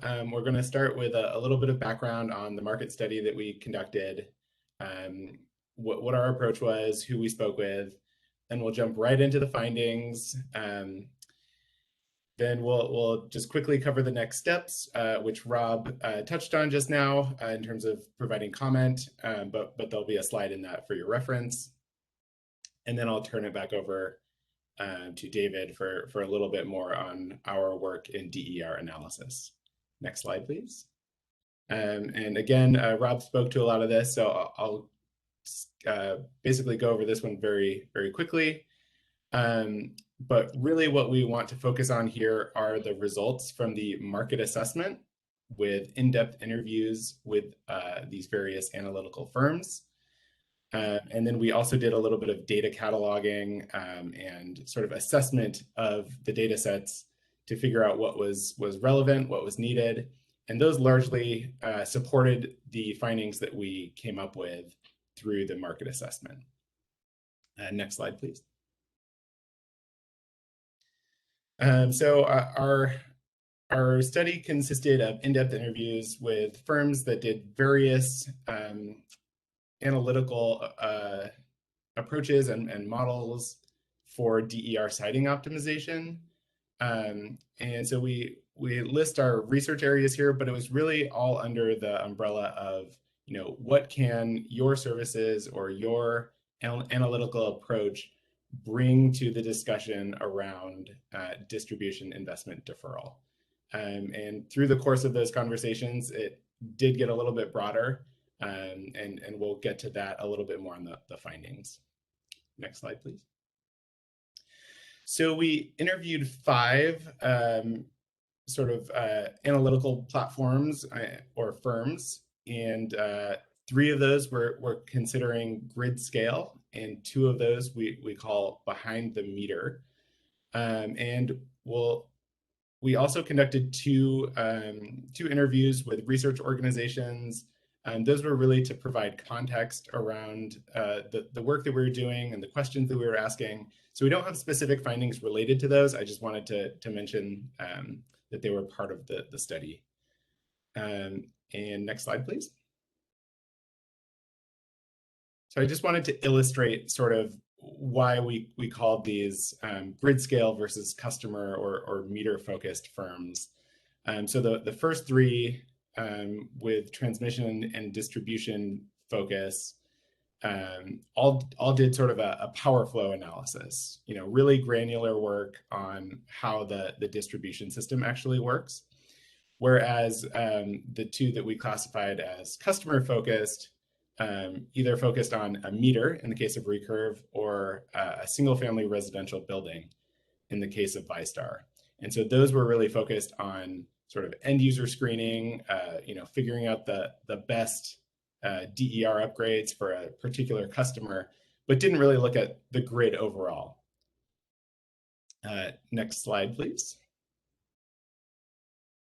Okay, so jumping into the results. We sort of found 3 large categories of results. The first we called data analytics and information. And those are what I would really consider the core findings of this study.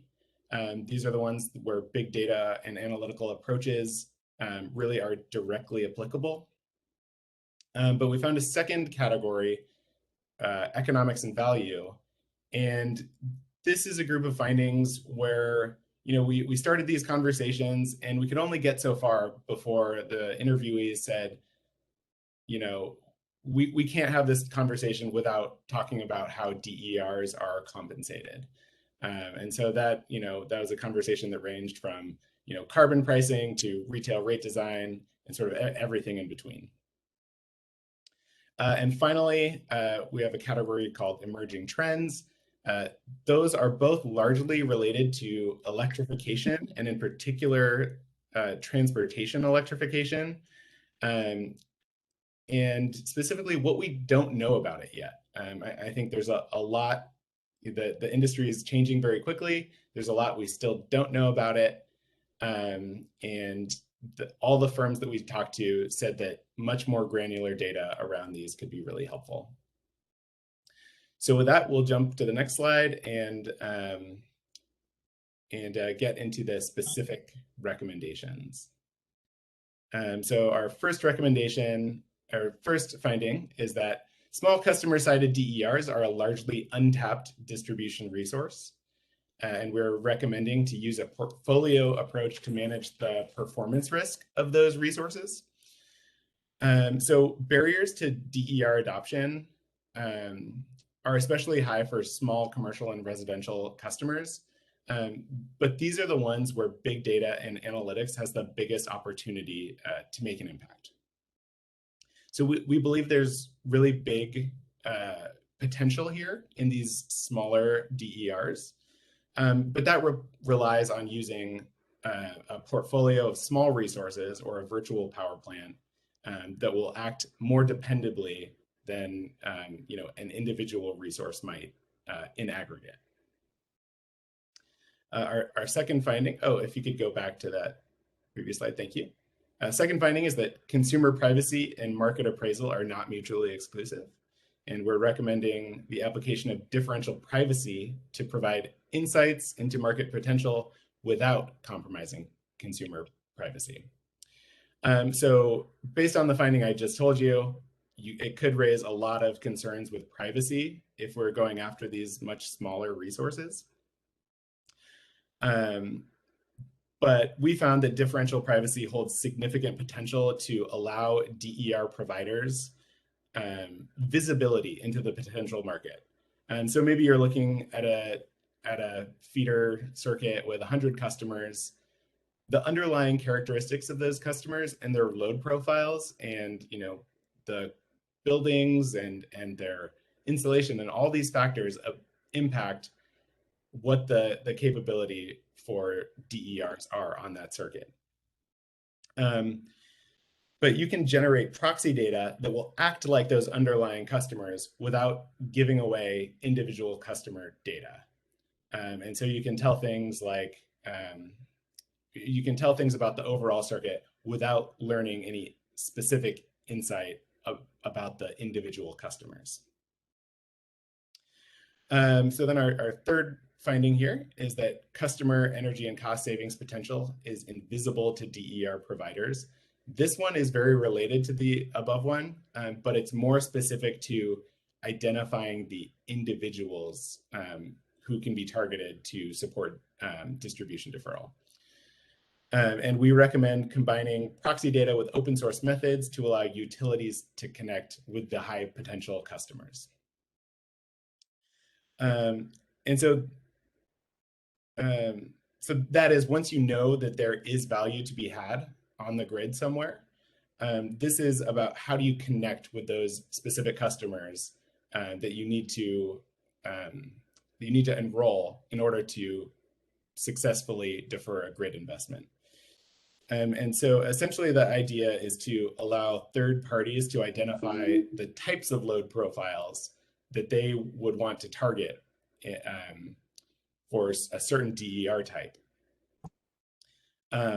Using some kind of algorithm, then you let the utility or the data owner actually run those algorithms on the actual customer data and contact those end use customers on behalf of the DER providers. So that way, there's no actual exposure of end use customer data. And a customer is only sort of exposed once they agree to be put in contact with a DER provider. Next slide, please. Okay. So our next finding is that coordination is a barrier to least cost combinations of DER technologies, and we recommended facilitating packages of DER technologies to meet the grid need. So interviewees argued that a diverse pool of resources would often be the most cost-effective way to defer a grid investment. So that's maybe some insulation here, a high efficiency heat pump there, as opposed to giving every house a battery or one type of technology. So they suggested using their platforms to put together a reference or default package of DERs that can sort of be used by the DER providers to facilitate creating coalitions that can do all the things that we are looking for a specific grid deferral opportunity. So while we do recommend we just keep those as defaults, we should allow some flexibility to foster competition and innovation. There are really great services and analytical platforms that are available right now to create those reference packages. And our next finding is that transparent accounting methods are critical to DER measurement and verification, and we recommend using open source methods for measurement and verification. So essentially, if we are asking DER providers to provide a certain grid service, maybe it's a local capacity requirement, and we are going to compensate them for that service, the DER providers really need to know that they are going to be compensated appropriately for that service. And how we can do that is by essentially showing them exactly how the methods are going to be applied. And that's where using open source methods and software comes in. Okay, next slide, please. Okay. So the first finding in this section, deferral value alone is insufficient to drive optimal DER deployment. And we're recommending we facilitate revenue generation from the full DER value stack in addition to distribution deferral. So deferring a grid investment is really only one of many services a DER can provide. So you might think energy, capacity, pollution reduction, among others. And so we are essentially suggesting that DERs are both allowed to and supported in being compensated for every slice in the value stack that they provide. And our next finding is that time and location dependent energy value is foundational to the value stack. And we are suggesting to provide customers with an LMP-based tariff, provide LMP-based tariff options for DER aggregators as well as retail customers. So essentially fundamental to the value stack is the locational marginal price, which captures both temporal and locational changes in the electricity system. And it's also very highly correlated with greenhouse gas emissions. So there's a lot embedded in this metric. And we know that the CPUC is working actively on this topic in the DER Action Plan 2.0. And so we just want to say we really support your work to include LMPs and similar into rates. But we also note that exposing aggregators to these prices on the supply side also works. So that's essentially what we already do in the demand response space. We just suggest broadening that a little bit to allow that to happen for hourly energy efficiency, sort of on a broader scale. Okay, and our last finding in this category is that the forecast certainty metric limits deferral opportunities. And we are recommending that we calculate and make public the expected present value for a wider array of those deferral opportunities.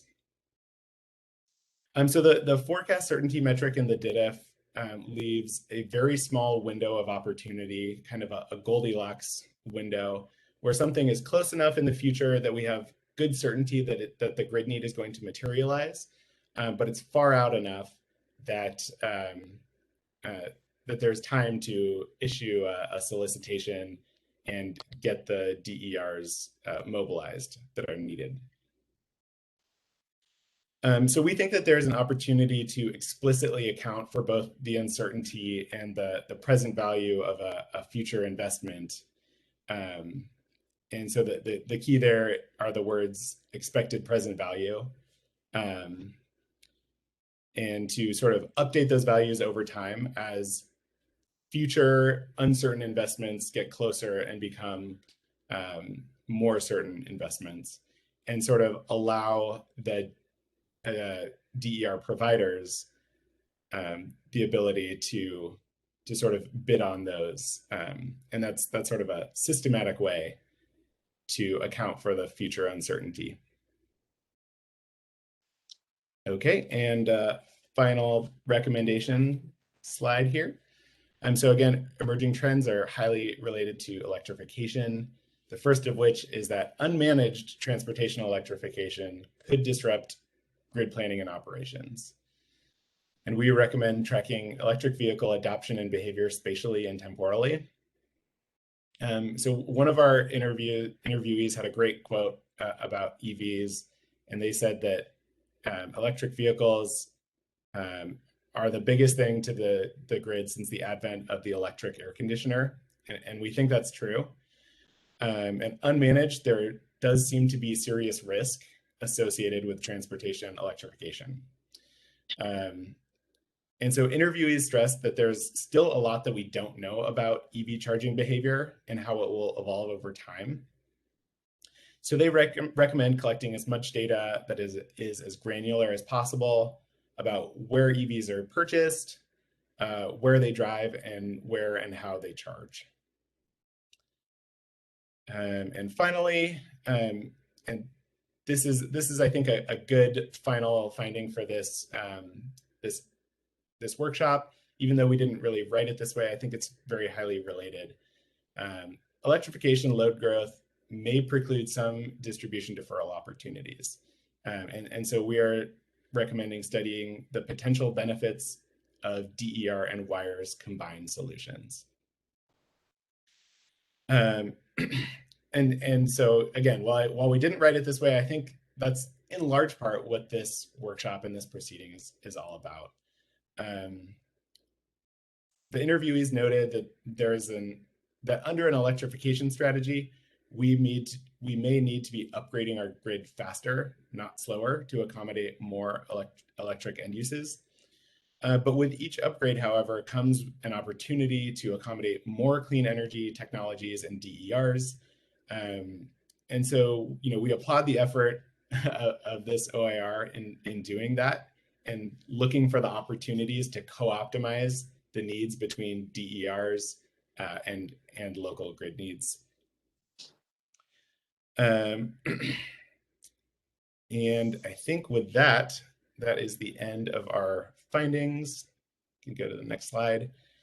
So just to recap some of the things that Rob said at the beginning, the report is now available online. There's a URL to the webpage where that is hosted. So this report will be incorporated into the record of the proceeding. And at that point, there will be an opportunity to submit comments through the CPUC. And in the meantime, you're welcome to email me. That's my email address right there, which will be in the slide deck. And with that, I'm going to turn it back over to David before we turn to questions. Thanks, Eric. Can you go back to your slide for a second? A couple of things I want to make clear. So what CPUC will be looking for is anything from this report that relates to their proceeding. And if you have any questions for us or comments, then Eric has his email address down here. We're not intending to reissue this, so we're not planning to put this out for public comment, reissue it. It was made as a one-time analysis for us to inform both thinking at CPUC and CEC. But we do welcome thoughts and inputs that we can factor into our work efforts moving forward. So I just want to make sure everybody's clear that we're not planning to repost this as an updated version, but very interested to hear feedback and content comments. Thank you, David. So you can go to the next slide. So Eric talked a lot about, obviously, about our report and analysis. I want to talk a little bit more about CEC's analysis that we're planning to pursue, and that we're pursuing, I should say, relative to our other efforts, which is obviously to help inform policy in the state regarding distributed energy resources, and what analyses can we do that will help in that process. So we have been collaborating with the CPUC on a number of these activities I'm going to be mentioning. We're actively engaged in sharing information back and forth between the two agencies to make them happen. But the near-term activity is really to take a look at distributed energy resource performance. And effectively, what we're able to do is utilize our meter data that we have access to, or we're having access to, and other data provided by the PUC to be able to understand how these are currently performing and get a better sense about how they operate individually and collectively within for the customers.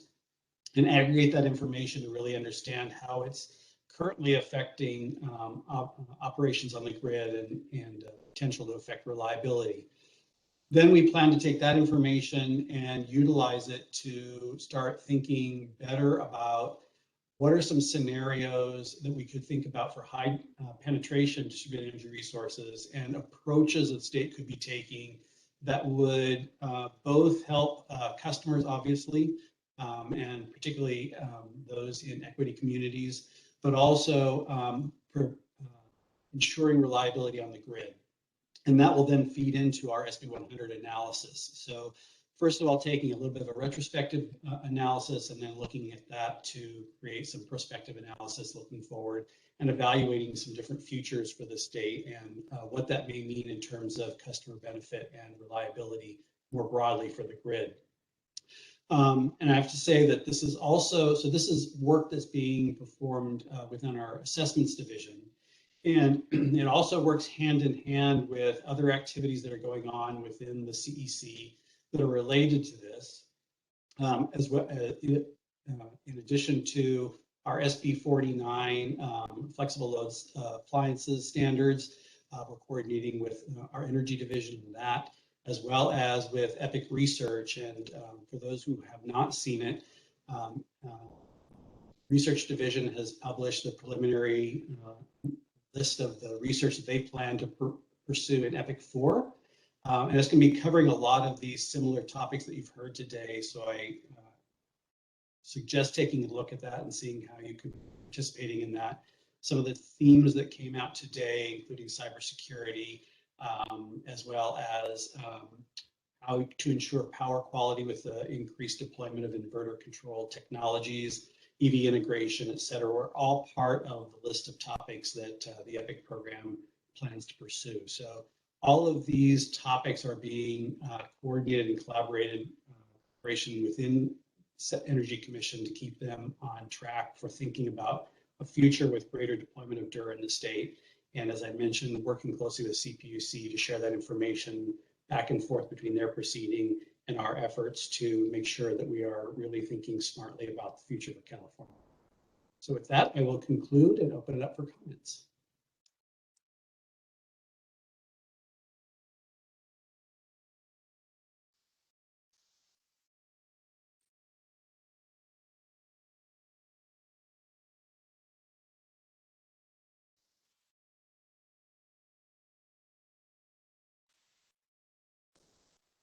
And Rob, I'm not seeing any comments or.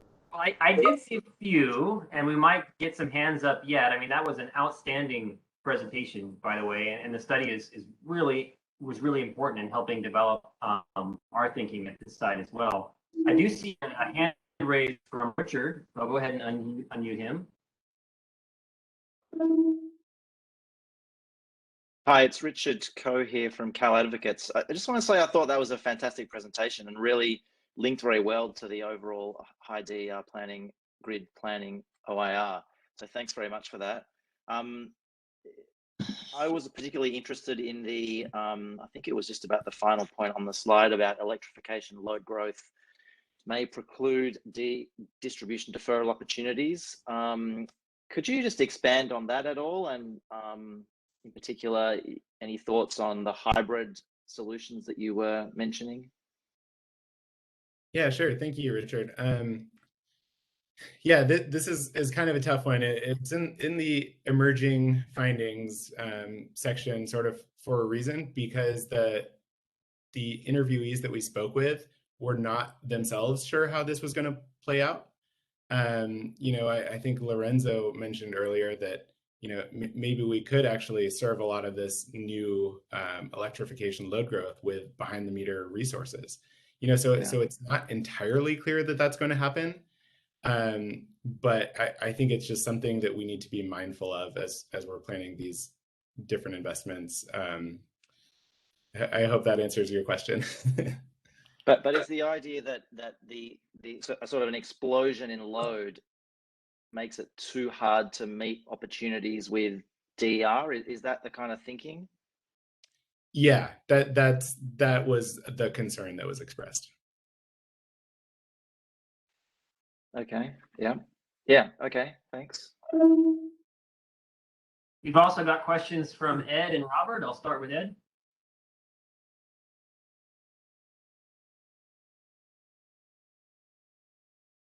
There we go. I'm unmuted now. So I would also like to echo that this was a superb presentation and excellent research, and I think it really augurs well for this proceeding. But it really does mean that we need to cross over the silos between the Energy Commission and the PUC to take this research and to put it into action in the DDIF process. So that's going to be, I think, a challenge, because that's sort of the Goldilocks issue has really been one of the thornier things that's been happening in DDIF, trying to figure out what are the right projects that can defer. And just given the uncertainty, the further out you get in the future, it results in a small list of candidate projects, and generally they tend to be storage projects at a single location.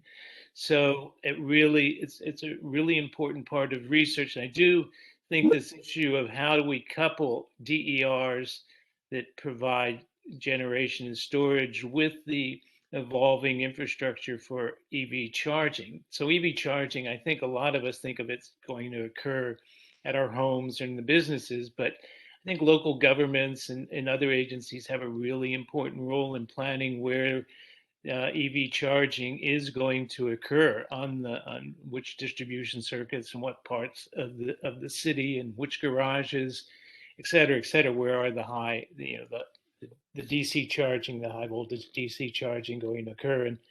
And that's sort of really part of this planning framework, is thinking, how do we leverage investments in DERs together with the emerging EV infrastructure. Some of that can occur in the DIDF process, but I think it's broader than that as well. That's a pretty narrow elite group of people that are doing the DPAG and other things. It's a pretty small group, so we do need to enlarge in the circle that's working on this issue.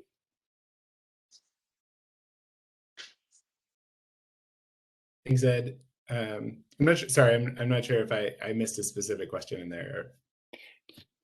Oh, I did. I guess the question is, this is the broad question: how do the PUC and the Energy Commission work together to take this research and put it into operation?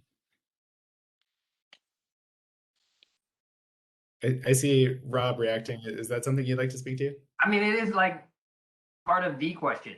I think how do we coordinate, given our own authorities and mandated processes, to solve this problem quickly? I think that is the question, and we're going to try to explore that directly with the CEC and through stakeholder processes. But I don't know the answer yet. And Rob. Apologies, Rob. This is I just wanted to respond to that comment, if you're okay with that. Sure. Yeah, I think part of it, just want to recognize that this study in itself was a collaboration between PUC and CEC, and was a recognition that both the agencies need to work together to advance this. So I just want to use that opportunity to just again say thanks to Rob and the Energy Division's kind of thinking on beginning that process of collaborating. So as I mentioned also, just want to reiterate, I think CEC's kind of role broadly kind of falls into areas. One is the opportunity to convene a public dialogue through the IFER process. That's kind of in some ways doesn't have the same structural constraints of PUC as it kind of pertains to rate making, not this particular proceeding, but in general. And then the other thing is to just use the CEC's analytical arm to further some of this information. So I think there is a broad coordination that is happening behind the scenes to think through how IPER 2022 could really serve as an opportunity to develop additional processes for us to collaborate. So again, I thank the Energy Division and commend Commissioner Hauck's leadership on kind of thinking through this broader coordination and bringing everybody to the table and get the best outcome for the state. I'll just add, and thank you, Vice Chair Gunda, for adding that. There are a lot of processes and proceedings underway, and coordination efforts occur that I'm not always aware of, even, between the IRP or our joint agency steering committee. There's a lot of silos. And so cracking that nut on getting the right Energy Division staff with the right CEC staff at the right time in the right place is a challenge, and we've been working to address it. Yeah, and big thanks to Rob for spearheading this effort and this project. I also noticed that there's a question in the Q&A from Lorenzo. Are these recommendations for forming optimal DER packages only about customer-sided DERs, or could they include community-level resources such as shared battery storage to create an optimal DER mix, say on a single distribution circuit? The short answer is the latter. It should definitely include those sort of medium-scale DERs, community-scale DERs. That said, where we see the biggest barriers is to those small customer-sided DERs. We see much that there's a sort of a visible pathway to getting that community-scale battery installed. I think it's much harder to imagine, retrofitting 10% of homes on a circuit in support of a deferral opportunity. So that's sort of why we focused on those behind the meter customer-sided type DERs. But good question. We've got a couple of hands raised, Eric. Would you like to turn? Go ahead. Who is speaking? Sorry. Oh, it was David, but if you want to go first, Rob, that's fine. Oh, okay. So I see a hand up from Robert Perry. I'll go ahead and unmute. Yeah, hi, Robert Perry with Synergistic Solutions. I just want to add on to the prior commenters, a fantastic presentation. Really looking forward to diving into the report and reading through it. I think it addresses a number of issues that are germane to this proceeding. And with respect to the transportation electrification, at first blush, it seems like a huge challenge, but the opportunities are just as great. I mean, we're talking about overlaying a whole new level of energy, mobile energy infrastructure on top of the fixed power infrastructure. So this is something that really needs to be front and center. Prior to entering the public advocacy realm, I worked in the casino industry. And when I left that industry, the state of the art was they had systems that could monitor radio frequency casino chips. They could monitor the location and path of hundreds of thousands of chips within the casino. They had club programs where they could monitor what gamblers were doing, whether they were winning, if they were losing, they'd send them a drink. I mean, the technology available to do this type of, to monitor these movements is definitely available. And we may need to move outside the energy realm and talk to some people in other industries, but this is definitely doable and the payoff is tremendous. So thank you for your presentation. I really appreciate it. Thank you. Yeah, I think you hit the nail on the head.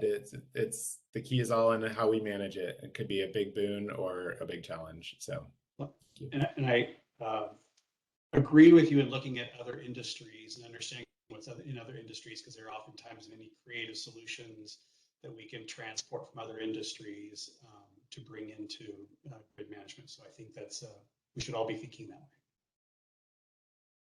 We've got a couple more hands up, and I just want to add to Ed, I feel like I didn't give his comment about coordination as much attention as I could have. And, when we look at the electrification's impact study, when you look at the studies, all of the studies, plan for this proceeding, and you've seen those in the slides.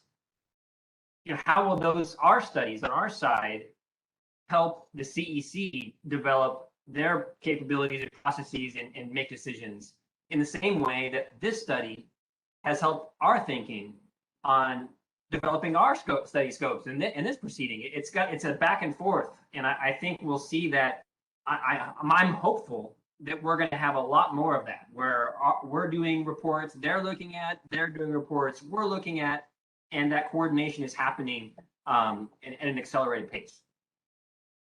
And I think so I'll add to that, Rob. I think, we have definitely been continually increasing the coordination back and forth between CEC and CPUC on many of these topics. There's been a long-standing coordination on Smart Inverter Working Group and collaboration between PUC and CEC on that. I think microgrids is another opportunity where there is sharing of information and coordination for that proceeding, as well as funding research and taking research lessons to incorporate. But I do think that we have Rob pointed out at the beginning of the workshop, the number of proceedings going on within PUC, and the overlap is something that we need to, be very sensitive to, and understanding that it is a very complicated thing. There's not going to be one solution, I think, that's going to make us coordinate across all those the easiest. But we definitely have that strong mindset to incorporate and increase our collaboration so that we can take advantage of the capabilities that CPUC has, and they can take advantage of our capabilities. Thank you. I see 3 more hands up, and I think that might take us right into the end of the hour. So we're doing well on time. I'm going to go ahead and take 3 more hands. Does that sound okay, David and Eric? Yep, perfect. Okay. So Sam, I'm going to go ahead and Great, thank you very much. 2 quick points here. Again, I'll just reiterate, excellent study, great to see that focus, especially including the good attention to the DDIF barriers. I want to note, importantly, DER does mitigate load growth. And this means that if 30% of forecast new electrification load is met through DER, that's 30% less load growth that needs to be met upstream, especially at the system level. So DER combined with wire solutions is not just an either-or question, but an integrated solution opportunity. And I appreciate the attention to that, but and recognizing that it's not an either-or. Secondly, it brings up a factor which has come up at various places, worth mentioning here. There's a comment was made that the on front of the meter versus behind the meter, customer cited DER and the barriers there. I think there are factors on both sides, and especially for front of the meter DER, there is a major barrier with the transmission cost allocation. We note that if an LSE is charged for that, regardless of its impact on cost causation for transmission the way it currently is, these savings are not included in the analysis of cost effectiveness. And that's precisely the sort of issue that requires interagency coordination. Mostly because it crosses boundaries between CAISO, CEC, CPUC, and FERC. That was my comment or question. Thank you. Okay. Thank you, Sam. Excellent. Turning now to Danielle.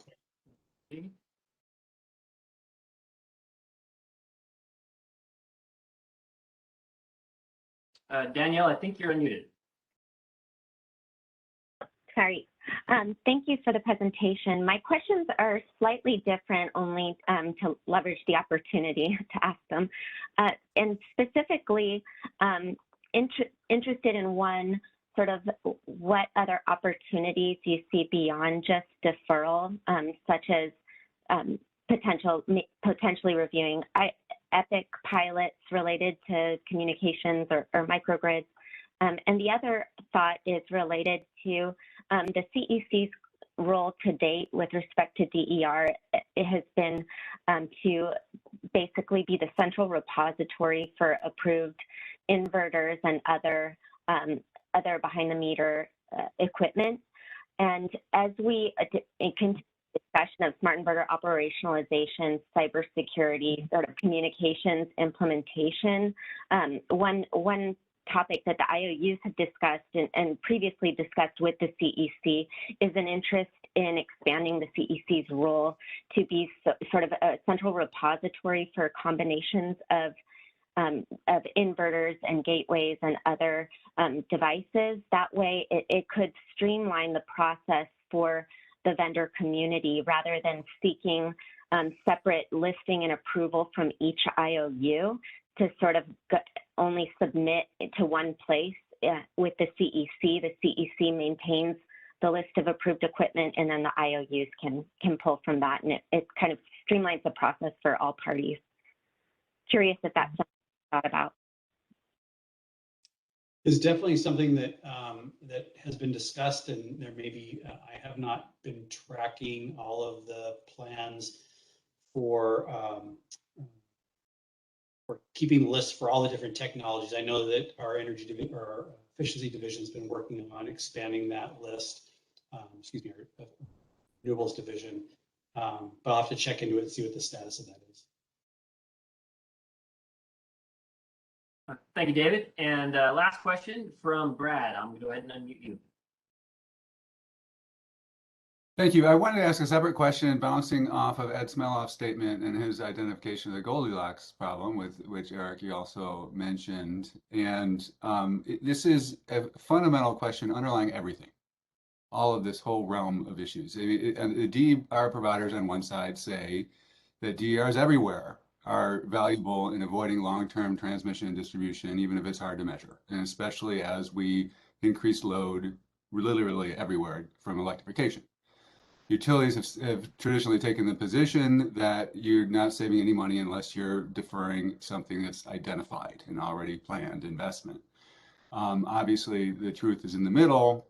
My question for Eric and David is, how do we measure that? Maybe the study already has insights, and I'll look forward to reading it, but is there further research we can do, or how can we get a better handle on really identify real savings, whether or not they can be specifically measured or not, but where are they real, and how can we bring that out through research? That's a great question, and I'm not sure I have a direct answer for you. But what I will mention is that was one of our reasons for including these findings around the value stack, and in particular locational marginal price. Which does include things like transmission, losses and congestion on the grid, and also reflects reliability concerns. If we have a administrative price cap set, when there's a reliability event and things like that. So while the LMP is not the start and end of it, especially when you have to roll that up into a retail rate, and I will leave that to the CPUC. But we think it's a really important starting point for retail rates. And so, but to the other finding there is still continue to look at the rest of the value stack. And some of those could happen, pretty organically, just by, like doing that sort of rate design change. Others might need more explicit treatment, like actually calculating, what we think the contribution is to, future investment needs across the grid, which would be more challenging, sure, but if we believe there's value there, it would be worth looking at. So we are at 12:59. We have one more hand. It's from the Kaiser, from Delphine. So Delphine, I'm going to go ahead and unmute you, and then I'll close up, and maybe we'll finish at like 1:01. We'll see how it goes.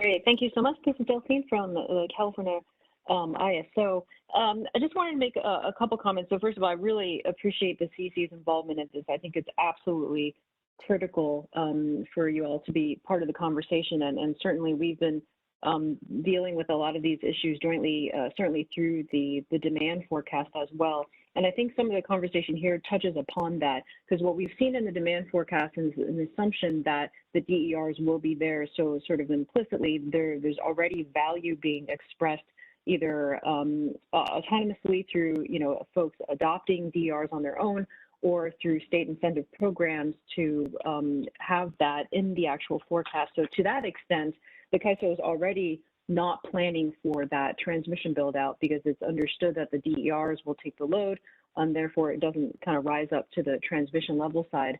But I do like the coordination and some of the points that was brought up in the presentation in terms of value stacking and understanding that, because I think that is like the same question that rolls into what goes into the demand forecast, what's already assumed versus what will happen later that affects the system when additional DERs are deployed. And kind of linking it back to Sam's point, we do appreciate the coordination because we want to be careful that some of the issues that are brought up could become are not necessarily only germane to California, and they could touch upon FERC level issues. So we want to be careful that we're understanding that when we bring up issue, we're also bringing it up in the right form. So again, really appreciate all of your work on this and the coordination. Thank you. Thank you, Delphine. Thanks, Delphine. All right, so with that, we'll wrap it up. It is 1:01. I will be sending out our slides, the CEC slides, and a link to this report. And that will be coming today. And I think we can wrap up. So thank you, everybody. I'm clapping. We finished on time, and it was an outstanding day, in my opinion. So have a great rest of the day, and we'll be in touch. Thank you. Thank you, Rob. Thanks, Rob. Bye.